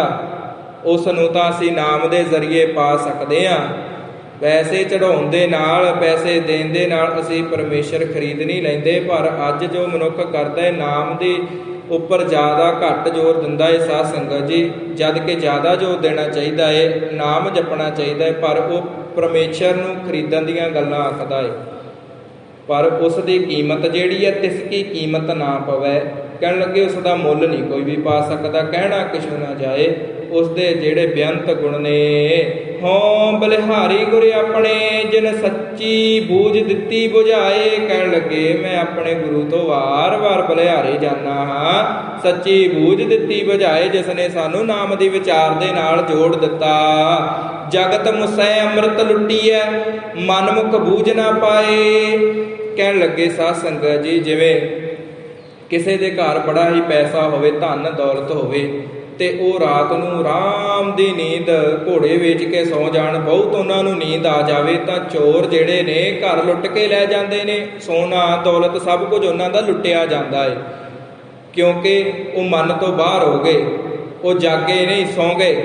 ਇਸੇ ਪ੍ਰਕਾਰ ਜਿਹੜੇ ਅੰਦਰੋਂ ਸੌਂ ਜਾਂਦੇ ਨੇ ਸਾਧ ਸੰਗਤ ਜੀ, ਉਹ ਮਨਮੁਖ ਨੇ, ਤੇ ਉਹਨਾਂ ਦੇ ਅੰਦਰ ਨੂੰ ਸਾਧ ਸੰਗਤ ਜੀ ਜਿਹੜੇ ਪੰਜ ਵਿਕਾਰ ਨੇ, ਕਾਮ ਕ੍ਰੋਧ ਲੋਭ ਮੋਹ ਅਹੰਕਾਰ, ਜਿਹੜੇ ਨੇ ਇੱਕ ਦਿਨ ਚੋਰ ਜਿਹੜੇ ਨੇ ਲੁੱਟ ਕੇ ਲੈ ਜਾਂਦੇ ਨੇ ਅੰਦਰ ਨੂੰ। ਇਸ ਕਰਕੇ ਸਤਿਗੁਰ ਪਾਤਸ਼ਾਹ ਜੀ ਮਹਾਰਾਜ ਜੀਆਂ ਨੇ ਆਖਿਆ ਕਿ ਜਗਤ ਮੁਸੈ ਅੰਮ੍ਰਿਤ ਲੁੱਟੀਐ, ਮਨਮੁਖ ਬੂਝ ਨਾ ਪਾਏ। ਪਰ ਕਹਿਣ ਲੱਗੇ ਮਨਮੁਖ ਸਾਧ ਸੰਗਤ ਜੀ ਬੁੱਝਦੇ ਹੀ ਨਹੀਂ। ਵਿਣ ਨਾਵੇਂ ਨਾਲ ਨਾ ਚੱਲਸੀ, ਜਾਸੀ ਜਨਮ ਗਵਾਏ। ਕਹਿਣ ਲੱਗੇ ਨਾਲ ਕੁਝ ਵੀ ਨਹੀਂ ਚਲਾ ਜਾਣਾ। ਜਿਹੜੀ ਮੋਹ ਮਾਇਆ ਦਾ ਇਹ ਮਾਣ ਕਰਦਾ ਹੈ ਨਾ, ਤੇ ਸਤਿਗੁਰ ਪਾਤਸ਼ਾਹ ਜੀ ਮਹਾਰਾਜ ਆਖਦੇ ਨੇ ਕਿ ਨਾਮ ਤੋਂ ਸਿਵਾਏ ਹੋਰ ਕੁਝ ਵੀ ਮਨੁੱਖ ਦੇ ਨਾਲ ਨਹੀਂ ਜਾ ਸਕਦਾ।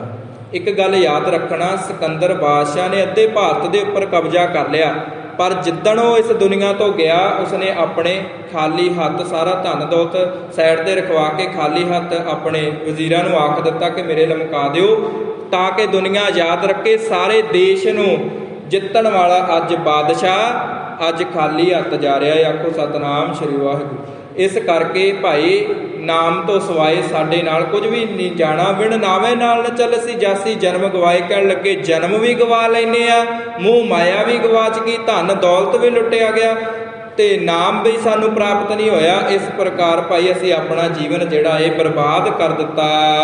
ਗੁਰਮਤੀ ਜਾ ਕੇ ਤਿਨੀ ਘਰ ਰੱਖਿਆ, ਦੂਤਾਂ ਕਾ ਕਿਛ ਨਾ ਵਿਸਾਏ।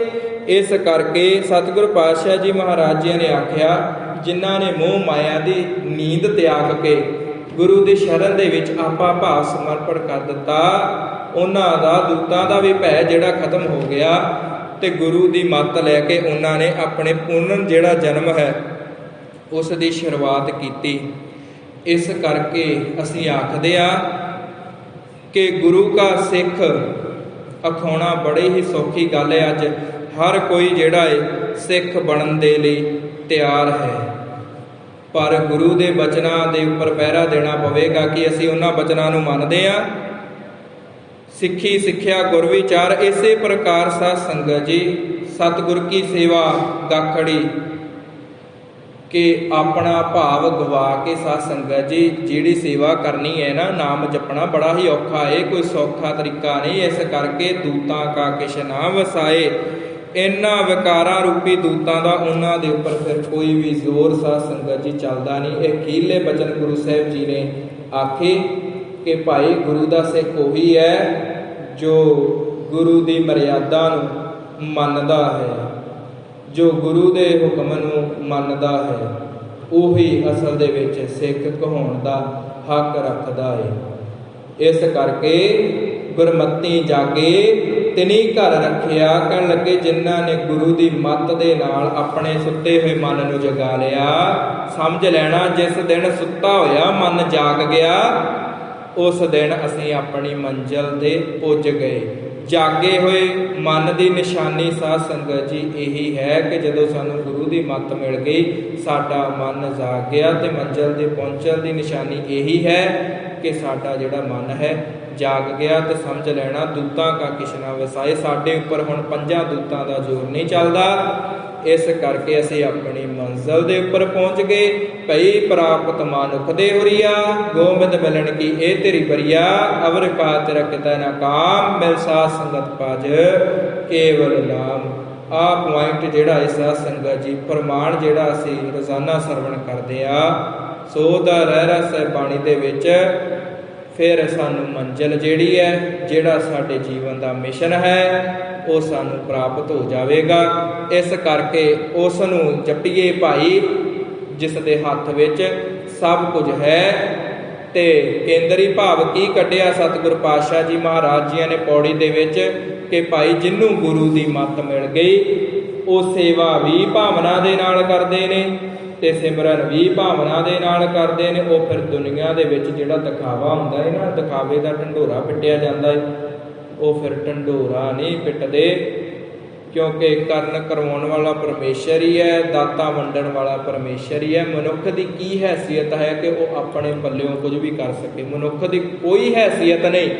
ਇਸ ਕਰਕੇ ਗੁਰੂ ਦੀ ਕਿਰਪਾ ਹੀ ਹੈ, ਗੁਰੂ ਦੀ ਦਇਆ ਹੀ ਹੈ। ਇਸ ਕਰਕੇ ਭਾਈ ਮਾਣ ਨਾ ਕਰੀਏ, ਅਹੰਕਾਰ ਨਾ ਕਰੀਏ, ਕਿਤੇ ਸਾਡੀ ਕੀਤੀ ਹੋਈ ਜਨਮ ਜਨਮਾਂਤਰਾਂ ਦੀ ਕਮਾਈ ਹਉਮੈ ਦੇ ਛਿੱਟੇ ਦੇ ਨਾਲ ਬਰਬਾਦ ਨਾ ਹੋ ਜਾਵੇ।